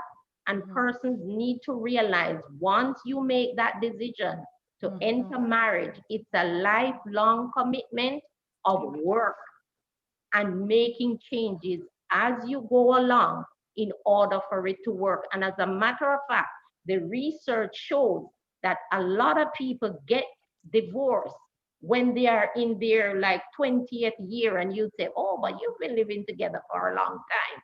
You know why? Now you've become settled and you think you know each other and you start taking each other for granted and things go out of whack. So what we're saying here, it's a complex issue and we can't deal with everything in one session, but Gottman does suggest that it's like building a house, and you build the good foundation, you have the walls set up, and you put different parts and add to it to make a relationship work. Amen. Thank you so much, Sister Anne. We'll take Sister Rhoda now. Okay, thanks. So I was smiling because, as Pastor Wilson said, the question, it was phrased in a kind of tricky way. But what I would say is that we are wired differently by God's design. Though we are, you know, we were still designed to coexist. So it's like a gear, you know, one thing into the other, and together the wheel turns. So each partner has their different strengths and weaknesses, and they should generally complement each other. The word says the wife and the husband should submit to each other. A lot of persons forget that part or don't see that part of the scripture at all. And then it says that the husband should love his wife as Christ loved the church. And also the wife should submit to her husband. We normally remember that part. but we don't remember the part that says the wife and the husband should submit to each other. So if we could narrow it down to just this statement, we will see that if we are loving and submitting to each other, then we would have a next to perfect relationship. So that is what I would narrow it down to. Thank you. Amen. Thank you so much. So the question was not meant to trick. I just want to, yes, just want to underscore that we cannot use this as an excuse, because sometimes people might say, okay, we're just wired differently. But like Pastor Wilson said, God does not make mistakes. He does not set us up for failure. Because at the beginning, when he made Eve, so first he said, it is not good that a man should be alone. He will make a helpmeet. He made Eve as a helpmeet. So the point was for the two of them to work together, to coexist. So he could not have made an error. So we cannot use that. Yes, we have differences, like Sister Anne said, but we complement each other and we work with it. We can't both be the same. God's design has no flaws. We just work with what he has created. So let us now take, thank you. So let's now take, I see Evangelist Walker. So we'll take Evangelist Walker first and then Brother Thomas. Okay, unfortunately I have to be on a part of another program. That's why I'll run. So you won't hear my voice again after now. So you won't get tired of me tonight. I think the question has been answered properly. And I think it's a real and excellent question, because there's a lot of information out there that is saying those things. And a lot of people use that to say about the difficulty. Well, yes, I know that you're going to be difficult to make marriage work, but I like the answer that I've been given so far. In particular, I like Sister Anne's answer. And this is why. There is so much that we can have in common, and it outweighs what they are referring to as the wired differently. You see, we can have love, can be in common, a common thing. Honesty, that doesn't have a male or a female thing attached to it. Integrity doesn't have a male and female thing attached to it. Accountability, it doesn't have a female or a male thing attached to it. Forgiveness doesn't have a female or a male thing attached to it. Right? Those are important things that makes a marriage work. So it is that is not tied to any difference, biological difference or whatever that male or female has. All of those things that we as Christians are required to have that. And if you have that, and if you have that commitment that both of is required of both of you, whether you're male or female, both of you are required to be committed to whatever it is. You're required to be honest. You're required to be accountable. You're required to be sincere. You're required to be kind. You're required to be forgiving. Those are the most essential. So all the other stuff that they are referring to, this Mars and Jupiter, whatever it is, are maybe important, but when you compare the other requirements that you can have that is common to both male and female, those things are not so significant.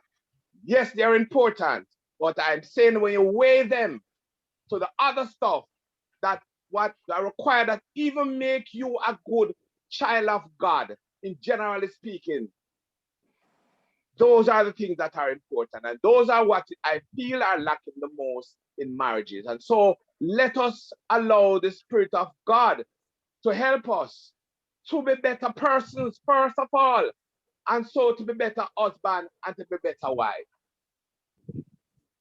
Thank you. Very well said, Evangelist Walker. We will now take Brother Thomas and then Sister Anne and Brother Devon. Thank you very much.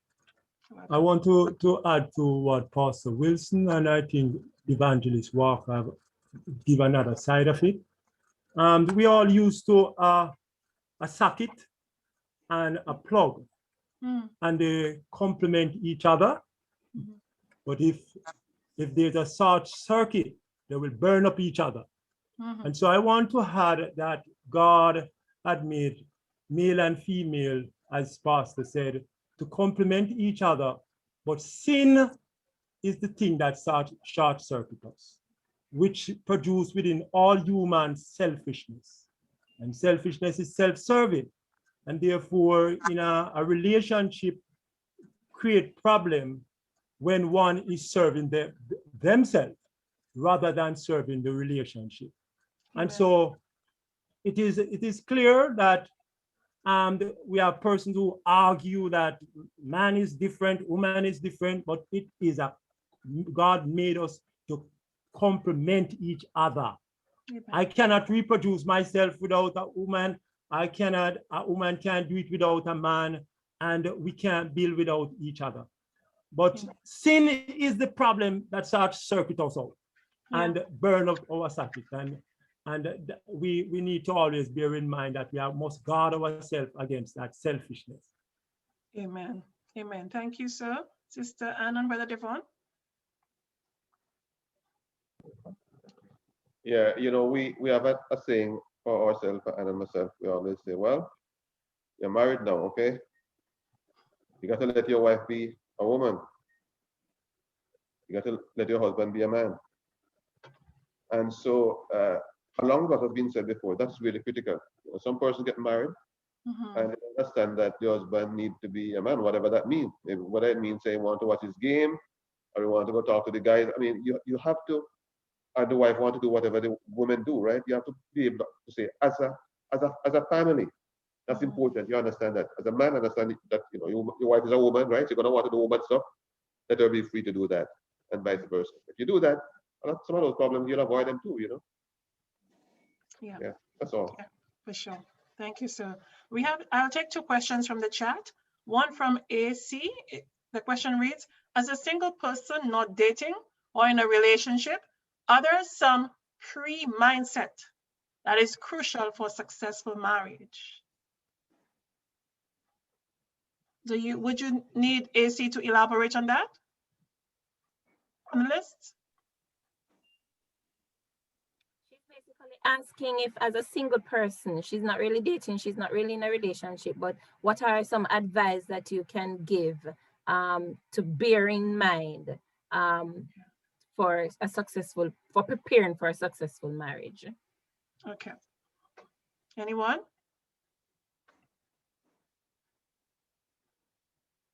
I think Pastor Wilson did some of that earlier. Yeah. Maybe she was not. Yeah. In terms of the preparation that you go through as a single person, you know, trying to ready yourself for the one that God provides. One of the things that, of course, is that you're trying to be the right person. You know, so trying to equip yourself so that if and when the Lord provides somebody for you, you're ready to receive them and to love them. You know, so yeah, I don't know. Maybe Pastor Wilson could speak to that more than much. Yeah.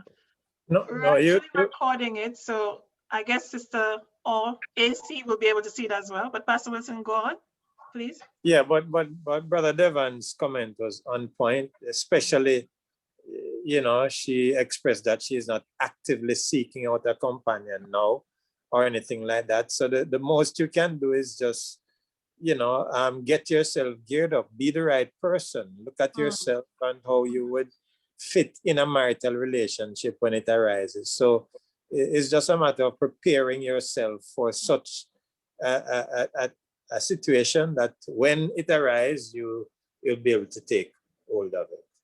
Yeah, so you're being proactive, preparing yourself for if in case or when you're ready. Yes. Sorry, one other quick comment. I had a friend, well, a colleague years ago, and you know, he had lived by himself for a long time. And somebody came to visit him, maybe it's one of his family or somebody came by and moved something in his house, you know? His name was Jared, and Jared was so mad this night. So he came to work, he was like, listen, man, I've lived with myself too long, I have too many issues. He was like, you know, in other words, he had insight on himself. He was like, you know, I got so mad because somebody comes to my house and move one object in the house. And he was like, wow, I need to get out of this lifestyle. So, you know, as well, you have to kind of have insight in yourself, in your life, and see what's happening and say, you know what? If I don't get married, I'd have to change A, B, and C, D. That's what he was saying to us at the time. So, you know what? Okay. I'm gonna have to change. Otherwise, I'm gonna be a disaster. You know. Okay. Thank you, Brother Devon, for sharing that. Okay, so the second question from the chat, it says, should social, we kind of touched on some of it, but should social and educational compatibility, not so much this one, be a factor before getting married? So should social and educational compatibility be considered before getting married? Go ahead, Rhoda. Go ahead. Okay, I'll take a stab at it. So it should be considered, but it should not be a deterrent if both partners are able to manage. And by that I mean, say, well, it said social, so that would indicate that they're from different, I'm going to say, classes of society and educational. One may have a PhD and one has a degree, or one person may have no degree, right?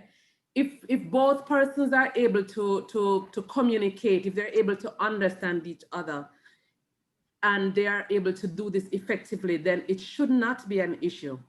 But if during the courtship and the dating stage, it becomes obvious that the friends that I have, they are not compatible with this person or their friends, and the other person is making an issue about it, then this is going to progress into the relationship. So, you know, you might want to think about that and watch that a little bit more before getting married. But I do not think that having different social or educational background should prevent persons from getting married to each other. It just depends on how mature they are about it and how they are able to accommodate each other or flex in the other person's class. Flex. Be flexible? Be flexible, yes, thank you, that's it. So, yes. That was Pastor Corey still, I believe, so we're landing it again. Thank you so much, Sister Rhoda. Pastor Wilson, you wanted to say something?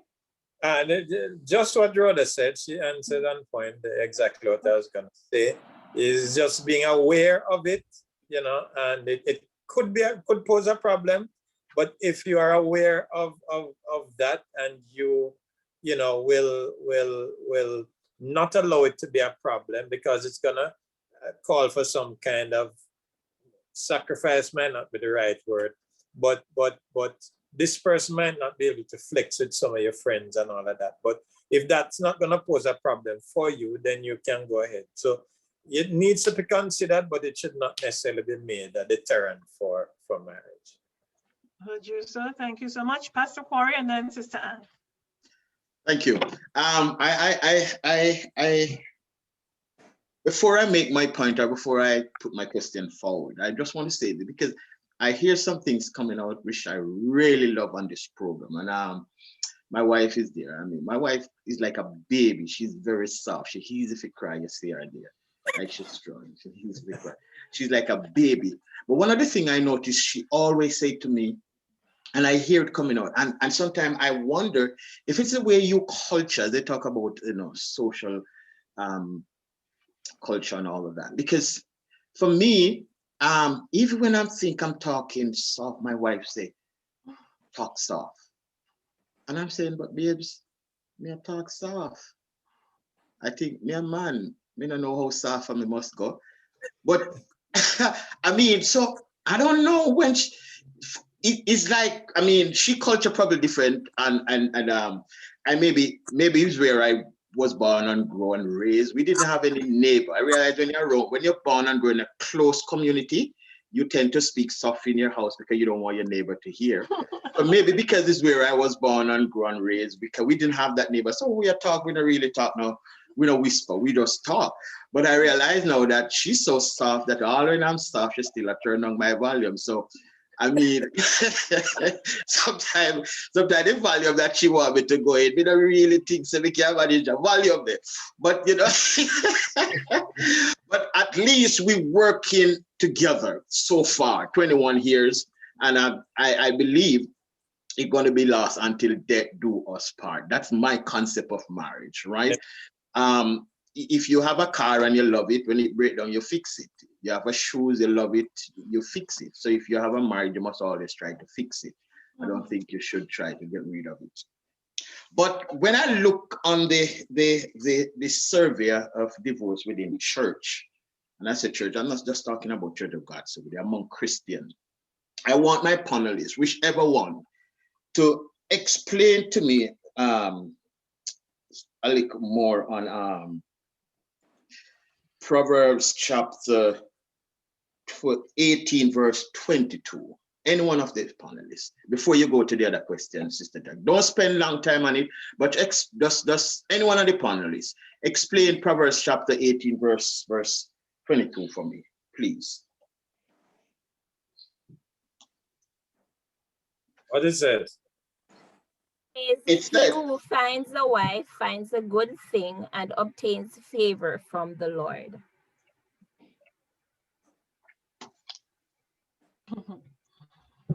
Who wants to take a stab at this one? Brother Devon. Brother Devon, go right ahead, sir. It is what it says. I mean, if you find a wife, you find a good thing. Yeah. You know, and you have received favor from God. I remember a few years back, there's a family down in Florida. I guess you know, you watch the news by myself, and they had some problems with some gas leak, whatnot, and they got probably at the time $8 million worth of money, and within a year it was all gone. You know, having a good thing doesn't mean that you value it, right? Having a good thing, we talk about treasuring something and, and loving something and taking time out. This is Pastor Corey's kind of stuff, right? To love it and to care it and to, I mean, my wife, marriage involves work, right? And so you find a wife, God gave you a good thing. What you do with it is up to you. You have a brand new car, you run it, you don't put in any oil, so later the engine is gone. I mean, it was brand new, perfect. So a lot of time, we have to take responsibility for our own lives. Realize, you know what, Devon, you messed up. You have to be able to accept when you're at fault and try to make amends somewhere. Because if you don't do that, I mean, marriage is not static. It's not like you get married and then it's perfect. It was perfect in church at that day. You may kiss the bride. Yeah, of course, wonderful. But I mean, that's one moment, right? That's one snapshot. The rest of your life won't be like that, right? So yeah, we have to work at it, Pastor Corey and brethren. Yeah, God give us a good thing. That is true. The Bible said so. But of course you have, and to me, that is why I love that passage again with Jacob and those two wives. That God insists that Jacob loved Leah the way he loved, and God is like, well, she's your wife. Love her the way you should love a wife. And God was telling him, what you're doing is not right. Because you did marry the girl, right? So you say, I love the other one more. Well, okay, but that one is your wife too. What are you going to do with Leah? So God is very particular about that. So we need to work at it. Okay, so Pastor Corey, are you satisfied so far with Brother Very Devon's much, question? very much. Love you, Uncle Devon, because because I mean, yeah, because some person just feel like say because it's a good thing, you're just going to take it, put it down into the house like a furniture, and don't care it. So that's why it break up. That's why it don't work, because it need maintenance. Very good, Uncle. Thank you so much. Thank you, sir. Thank you, sir. So I see some questions in the chat, but we're only on question 2. Although the other questions, we had a lot of parts, but we're going to be finishing, Pastor Corey, in the next half an hour. Do you grant us the time to go up to 6 o'clock? I'm not quite sure whatever. I mean, for me, really, we plan to close for 1 hour or 1.5 hours, but we've gone almost 2 hours now. And I don't know if persons want to stay. If persons want to stay, we can continue for the next half an hour, Sister Jackie. Okay, are you all okay with that, panelists? Yeah, so I see Sister Elaine's hand is up. For being okay, or you have a comment, Sister Elaine? I have a question because Brother Mead has been in my ear asking about when are they going to get to the financial part of it, because he loves to talk about money.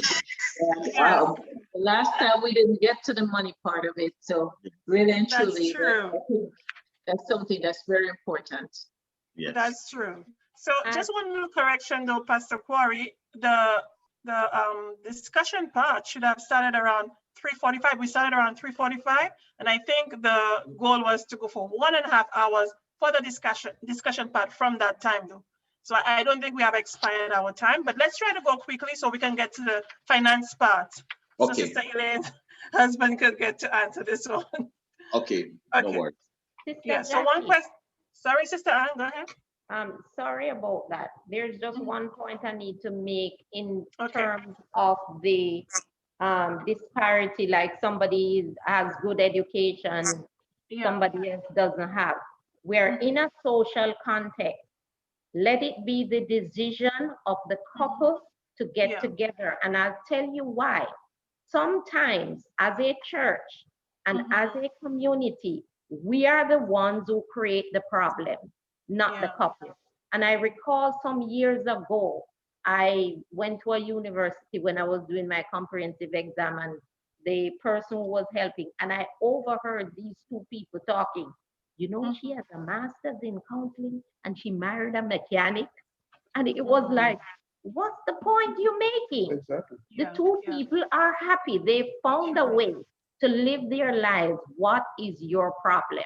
And I'm saying it, and it may not seem like an important point, but I want us to walk away knowing it's the two people's decision to do that and not ours. And we are not in a position to put them in a difficult position. Thank you. Agreed. I agree with you 100%, Sister Anna. So we will move on to the finances section, and then we'll try to see if we can fit in another question after that. But the question on finances, why is it a source of conflict within some families? What about it causes an issue, and how can this be remedied?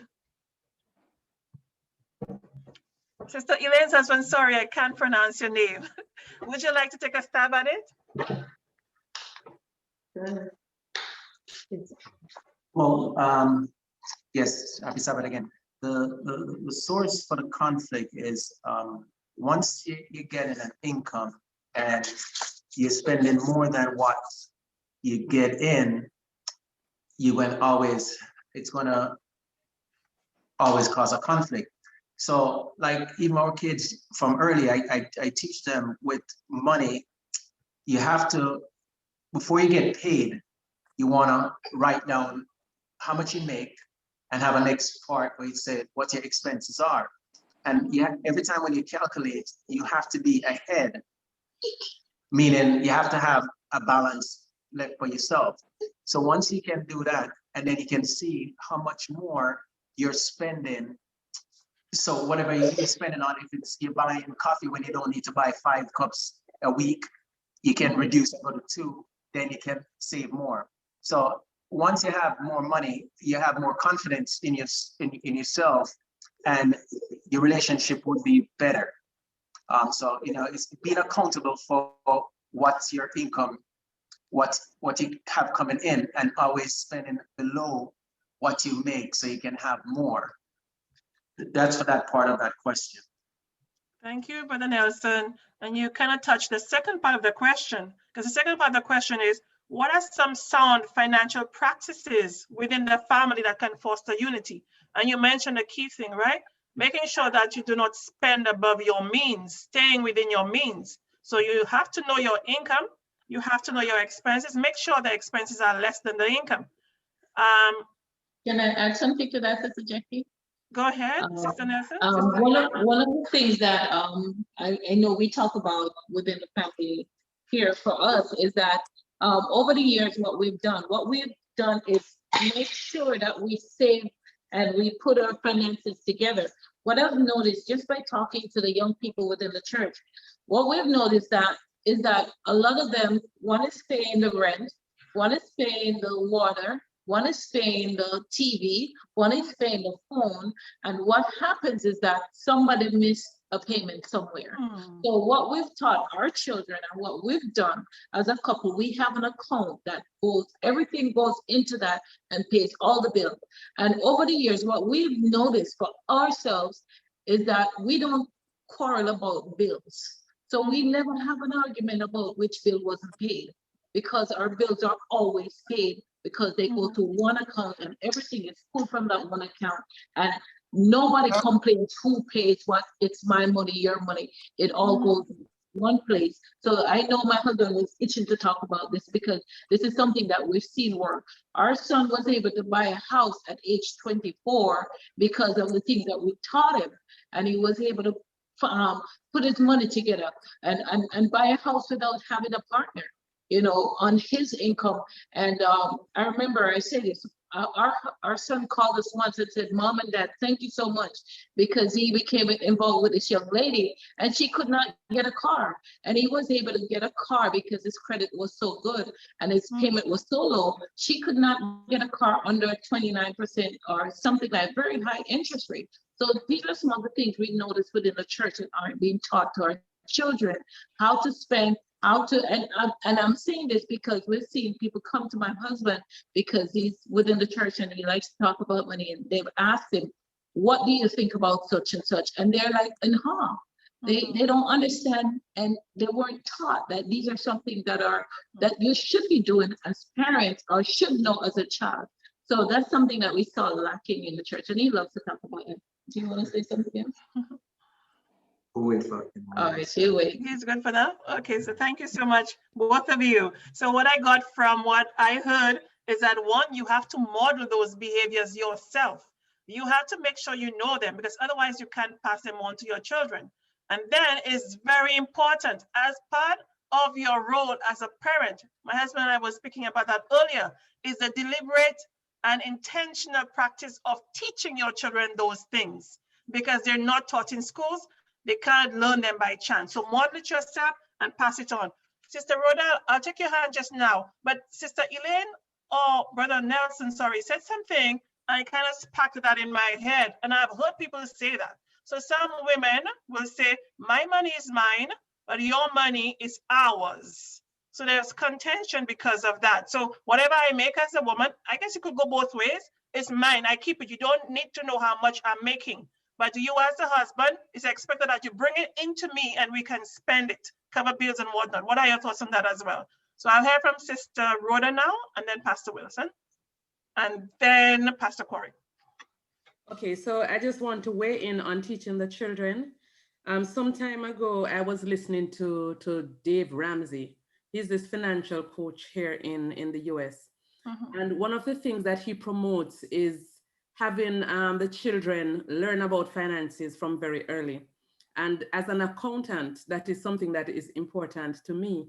So what I did with Nathan, my son, when he was pretty young, maybe six going on up, is that I got three envelopes, let's just use envelopes. And one of them marked save, one of them said spend, and I think the other one says tithe. I don't remember if it was tithe, but the essence of it is that when I gave him money, I teach him how to divide the money and put some into spend, some into save, and tithe. Fast forward to a year or two ago, we started giving him allowance, and we have been teaching him to calculate his 10% to pay his tithe. No, he's only getting $20 a week, right? So each week he will get his $2, and I would make sure that he writes up his tithe envelope and that he drops the money in the tithe when that time comes around.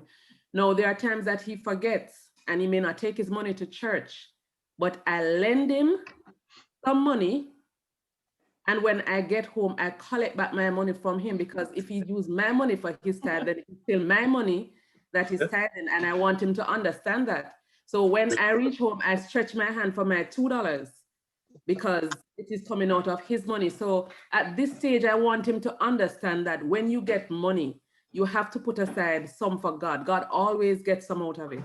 You have to put aside some for spending later on. You have to save some, and then the rest you spend on things that you need now. This week I saw a tweet.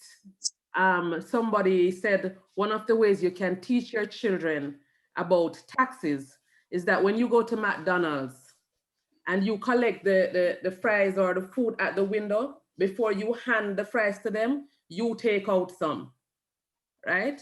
You take out some and eat it. And it don't matter if they're going to kick, scream, or whatever, they need to understand that when they are working, right?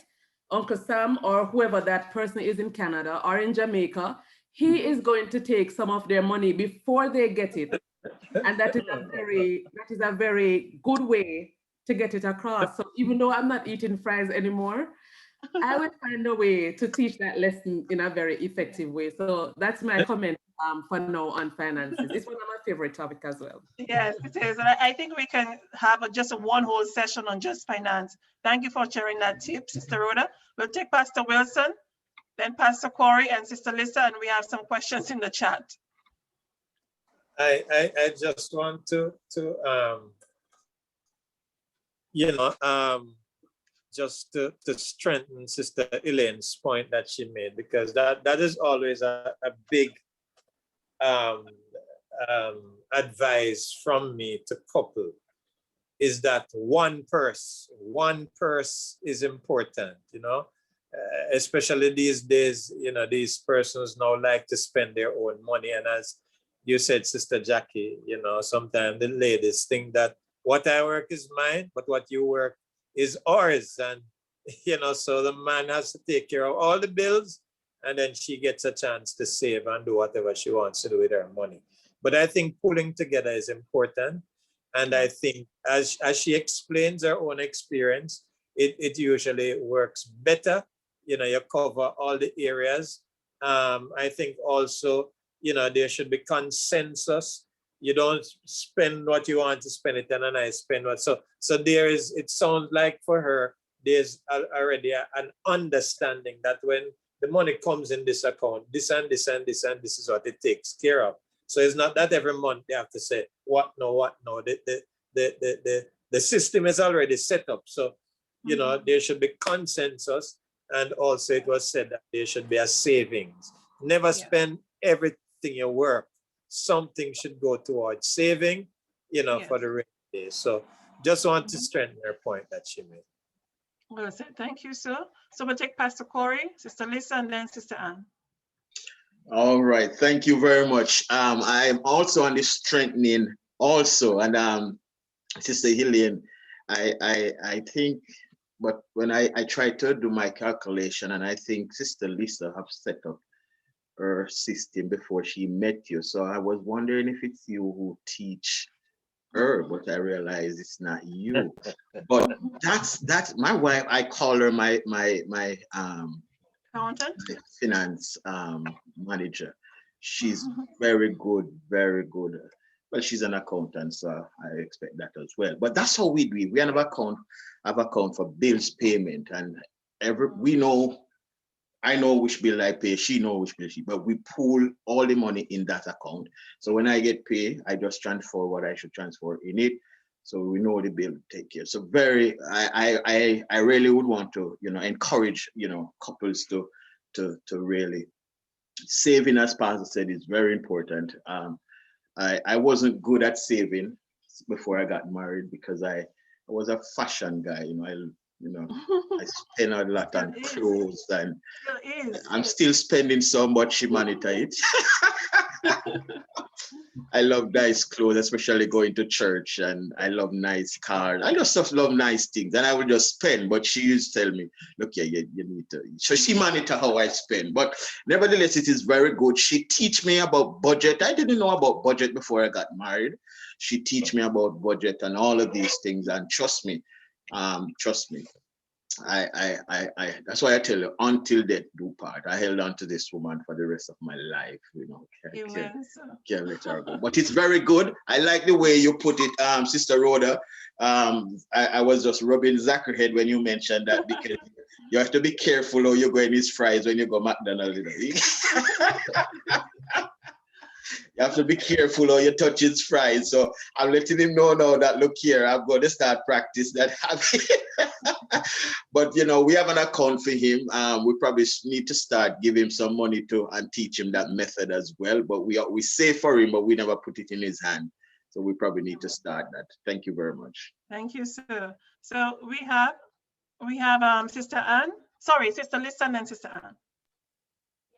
To quickly add to the whole thing that if it's going to work, we have to know everybody's strengths and weaknesses in the family. As my husband said, I'm the financial person. I'm always working out his money before he even gets it. But we have to have that level of trust that we know who that person is. It's not necessarily the woman all the time. Sometimes it's the man that has that ability or that drive and that zest, you know, to manage money management and all. But the one thing about it that I always admire, my husband would carry everything and give to me. So, and he just trusts me like that. Sometimes I wonder, he just trusts me like that. But it takes a whole coming together and trusting each other to really allow to give the other person your money and believe that it's going to work out, you know what I mean? So in the first instance, what I do, I try to make sure I use it for him to see that I'm doing something good. And then when he's not looking, I just use it to do something that is not so good. Maybe I'm joking, but you get the point.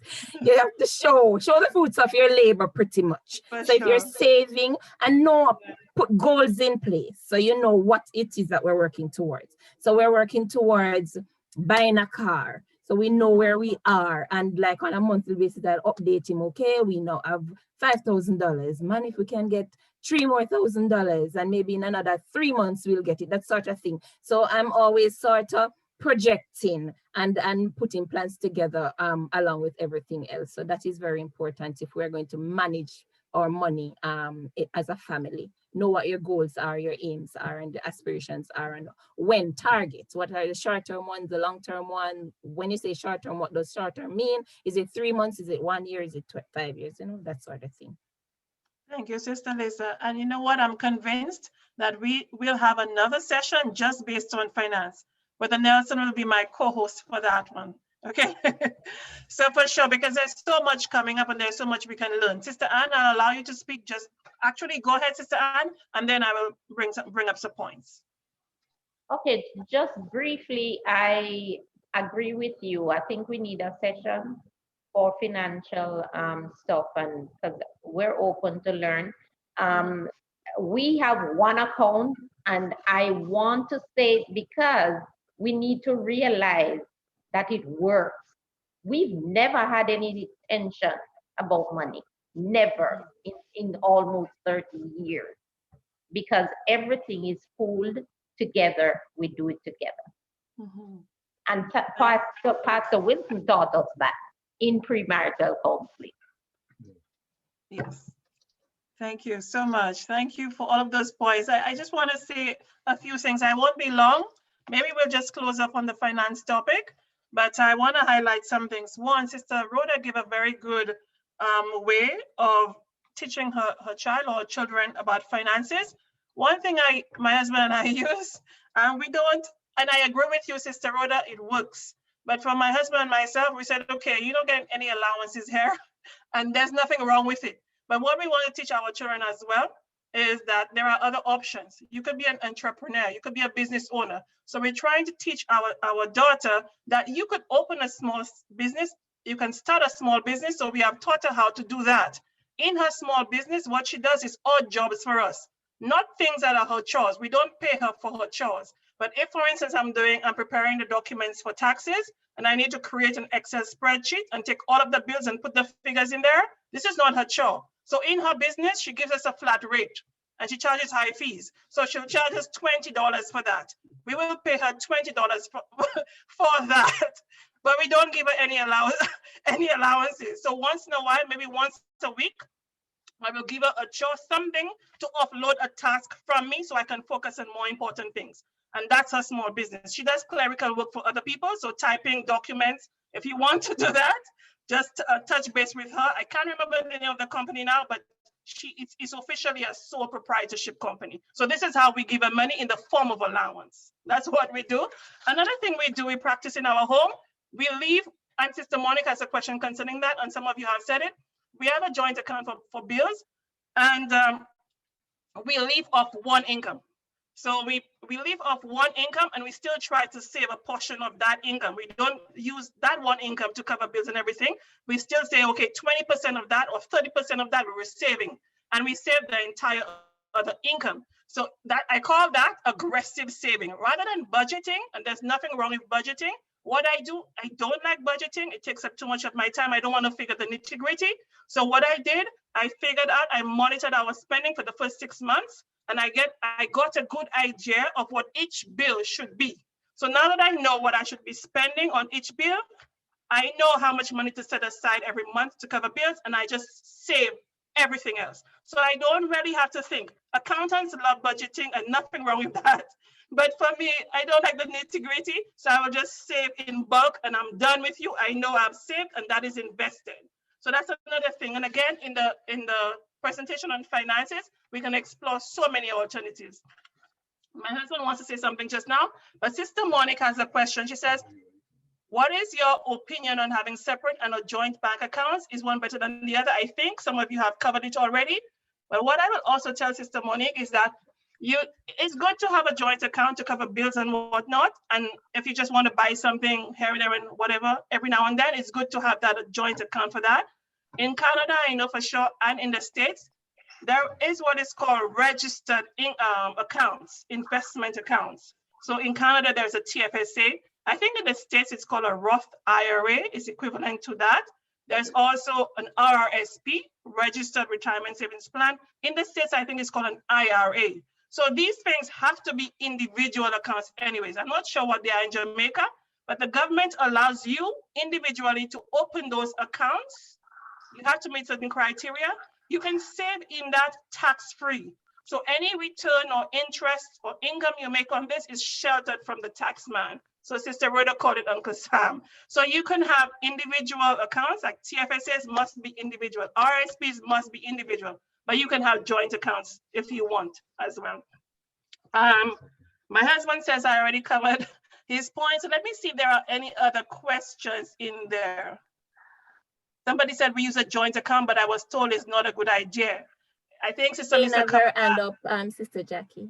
Oh, Sister Elaine? Sister Elaine, okay. Yeah. So Sister Elaine, I'll take you just now. I just want to make sure I'm covering all of the key things in there. Okay, what do you think about the husband giving the wife pocket money monthly so she can pamper herself? Does anybody want to answer this before we take Sister Elaine? What do you think about husband giving the wife pocket money monthly so she can pamper herself? Somebody wants to answer?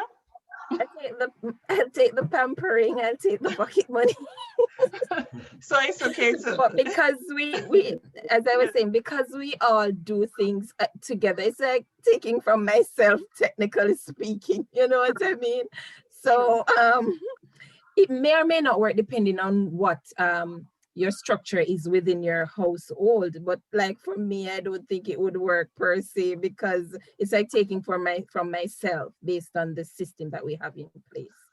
True. But nothing wrong with giving me still. I'll still take it. I agree with you, Sister Elaine. Sister Elaine will take you. All right. Couple of things. My son actually started working on his house, but closed just before, I think he was 25.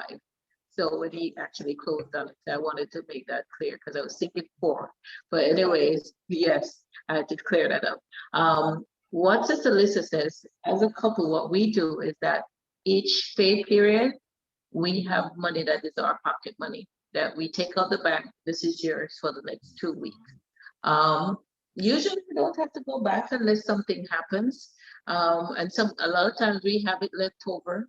So we keep saving it. It says Macy's money, you know, and my whatever I want to do with that money. But we give each other pocket money as you know, every pay period that puts in the purse. You know, we do whatever we do with it. It's, you know, it's our business. But I think Brother Meade wants to say something. All right, thank you. Yeah, what I wanted to say is there's 2 things. If you work with a company, some small company may not have it, but you want to try to get like a 401k, and you know the power of 7, start saving like about 7% or even 10%. Or if you're not married, I mean, yet you want to save more, try to save as much as 20% of whatever income you get. If you have a company what it's not big, that IRA what you're talking about is an individual retirement account, you want to actually put it in there. And I mean, you know, it's always good to save that. But one thing I would like to close with is for each person, if you could knowing your age, they have a formula, a financial formula to know when you reach retirement, if you can retire, meaning healthy, because the income what you get from your work when you retire, that's gonna, the 401k or the IRA is going to be a replacement of your income. So if you know, say for instance, you're at age 35, this is going to the young people. When you reach age 35, times whatever you make. So if you're making $20,000 or $30,000 at age 35, you times it by 7. And say for instance, you're at age 40, you times whatever you're making at times 8. So it's an easy formula to work with, because right now, say for instance, you're making $50,000 and you're at age 50, you know, you times it by 10. And that will tell you when you retire, you're going to have enough for retirement. So it's a formula what a financial institution use. It's a guideline to get you to where you're at, to know if you need to save more, put away 20% or 25% into a 401k or into investment account to get you to that point. So, you know, starting early is always good, but that financial formula, it's a financial freedom that you can retire and travel and do everything what you want to do by then. And also there's a formula for when you buy your first car, of how you do your payment, paying a little bit extra, and you pay it off in 3 years instead of 5. And after doing that for 3 times, you'll never have another car payment. There's a formula for everything for financial success and peace of mind, that you can have a healthy life, so you can find that time to worship and have that relationship with God, so that you don't have, peace is the most priceless thing you can have, and peace will reign within you and the house. And Thank Sister you, sir. Jackie, Yeah. that sound, what Brother Mead is talking about sounds like one of the plans we have for a discussion coming up. Yeah, for the women's ministry, we have that plan, and I guess we can also do it on that platform. So Brother Nelson made a few sound points, and thank you for correcting me on that one. I think the 401k, because I don't know too much about the US accounts, I think it's equivalent to the RRSP here. For Canadians, it's equivalent to the RRSP. The other thing, Brother Nelson brought up a lot of rules of thumb, and you can do that. So if you're not, you know, if you don't have the tolerance or patience to dig into the numbers, I'm a finance person, we have accountants there.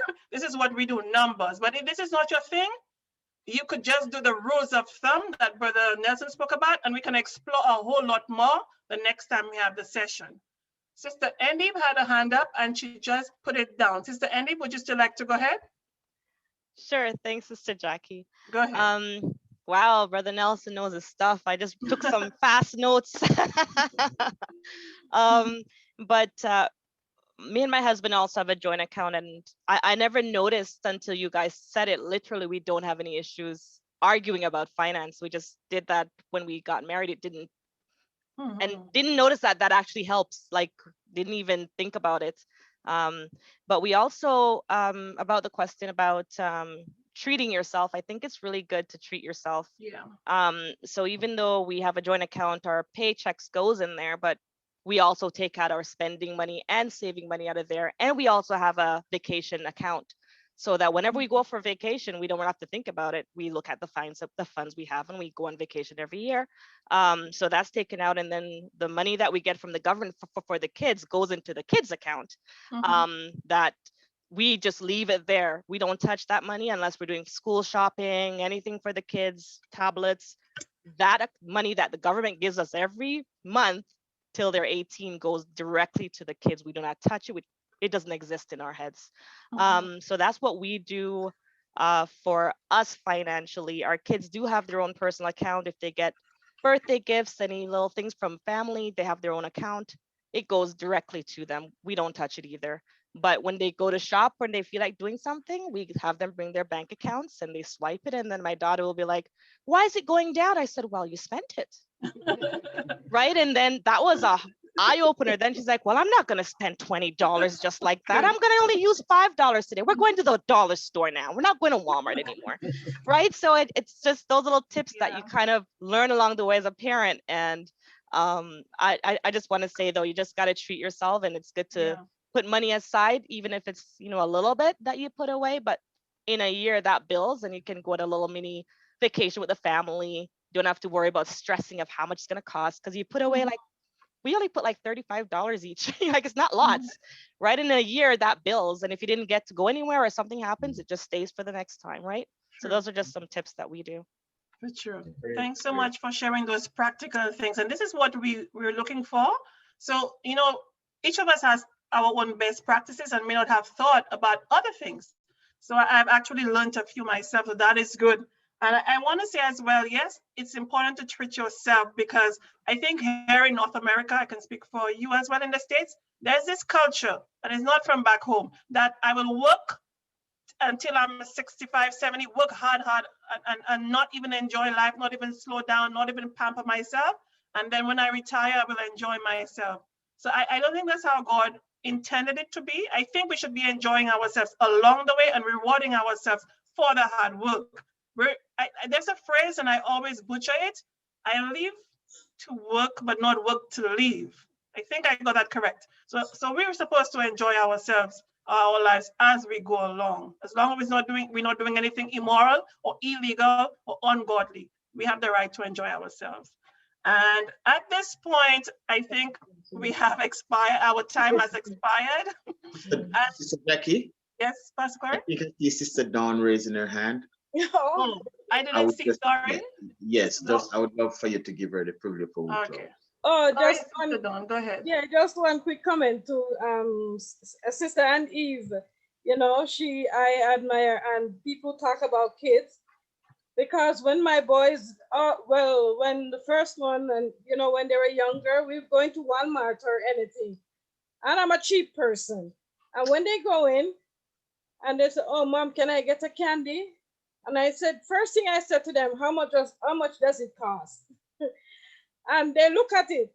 And if it costs $1, they say, no, Mom, it's too expensive. You're not going to buy it. You know, because they know the type of person. And that's how I try to show them that, you know, they can get good stuff for little, or, you know, they can get good stuff for cheap price. Yeah. So that's how I try to grow them. I try, but not at all time it works, because when they grow up, they have their own mentality, they have their own mind. When you say, okay, there you have it now, you know, so there's nothing you can do once they're reach a certain age. So that's just my input. You know, I teach them from they're young, so at least they have that idea in them. I agree, Sister Dawn. It's a sound point, and for us, the same thing with our children. I think sometimes that is good what you're saying, and this is what I've been practicing. So especially with Leah, I try to create the awareness in her of prices. Look at the price first.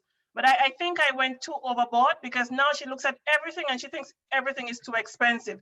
And when I ask her what's the price, she'll tell me maybe just $5. And I said, but Leah, that's not too bad. We can afford it. Go ahead. So that is good though. You want them to stop and think, because you don't want them to just spend without thinking. So it goes against what Brother Nelson was saying earlier, because if you don't think about it before, you're going to end up spending all of the money that that's coming in, and even more, especially when you have access to a credit card. And that is when people end up in so much debt, bad debt. There is good debt and bad debt, and that is the bad debt, when you rack up your credit cards and you end up just paying the minimum amount and you're in debt for the rest of your life. So this is what we want to avoid. Sister Alyssa, you had your hand up? Because we're going to take... I just wanted to quickly say too that maybe when we talk about the financial in more details, we'll have to talk about sometimes there are problems in the marriage because, and we were exploring that in the chat as well, because one of the persons genuinely has a problem. You know what I mean? A problem of overspending. It's a spendthrift.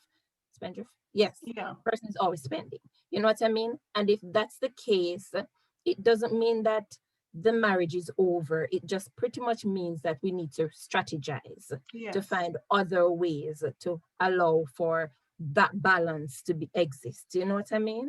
Because if it's a situation, you just have to find a workaround. Maybe a little counseling will help, as well as some changes to how you do things, different from the norm. You know what I mean? Would be necessary in that case. So yeah, we just have to bear that in mind as well. For sure. Thank you so much, Sister Lisa. And we're going to wrap up here. I want to say again, thank you so much for all of the panelists. Like I said, I was counseled for free. I learned so much for free. And whatever you take away, as Brother Devon told us earlier, in the context of premarital counseling. But generally, let us take whatever it is we heard today, let's take it away and let's try to apply it. We may not succeed in building the habit right away. We may fall off the wagon sometimes, but just get back up and try to apply it again. Thank you, all of you, for the wonderful wisdom nuggets, especially our young people as well. I know this session had a lot of questions that were more geared to the married individuals on the panel, but your presence was very much appreciated as well. I now hand back over to Pastor Corey. Thank you, sister. Come. I'm just going to ask everyone, to just open your mic or stay where you are and just give Sister Jackie and our panelists Sister Rhoda clap it herself. Man, I love it. I love it. Come on, clap them.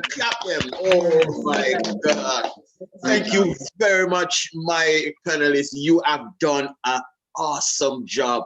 I see the chat active, and I know that is all because you are giving them so much material, so much wisdom, so much knowledge. Thank you so much, Pastor Wilson, Sister Nelson and husband, Uncle Devon and Auntie Mar, Sister Rhoda. Wow, thank you so much. Sister Kezia, Brother Caleb, thank you so much for staging stage 2, and we're looking forward for stage 3. Thank you all my visiting friends that are on, my visiting brethren. Sister George, I don't know if Pastor George is anywhere close to you. I would want him to do the closing prayer, and then Brother Paul will do the benediction, and then Sister Corey will give that warm vote of thanks. And let me tell all my Zoom family and friend, Pastor George is the former pastor of the Church of God Sabbath Keeping here in October. Pastor Corey? Yes? Hi, sorry. My dad actually just went to the washroom. Sorry. Okay, he's not around. All right. I'm going to ask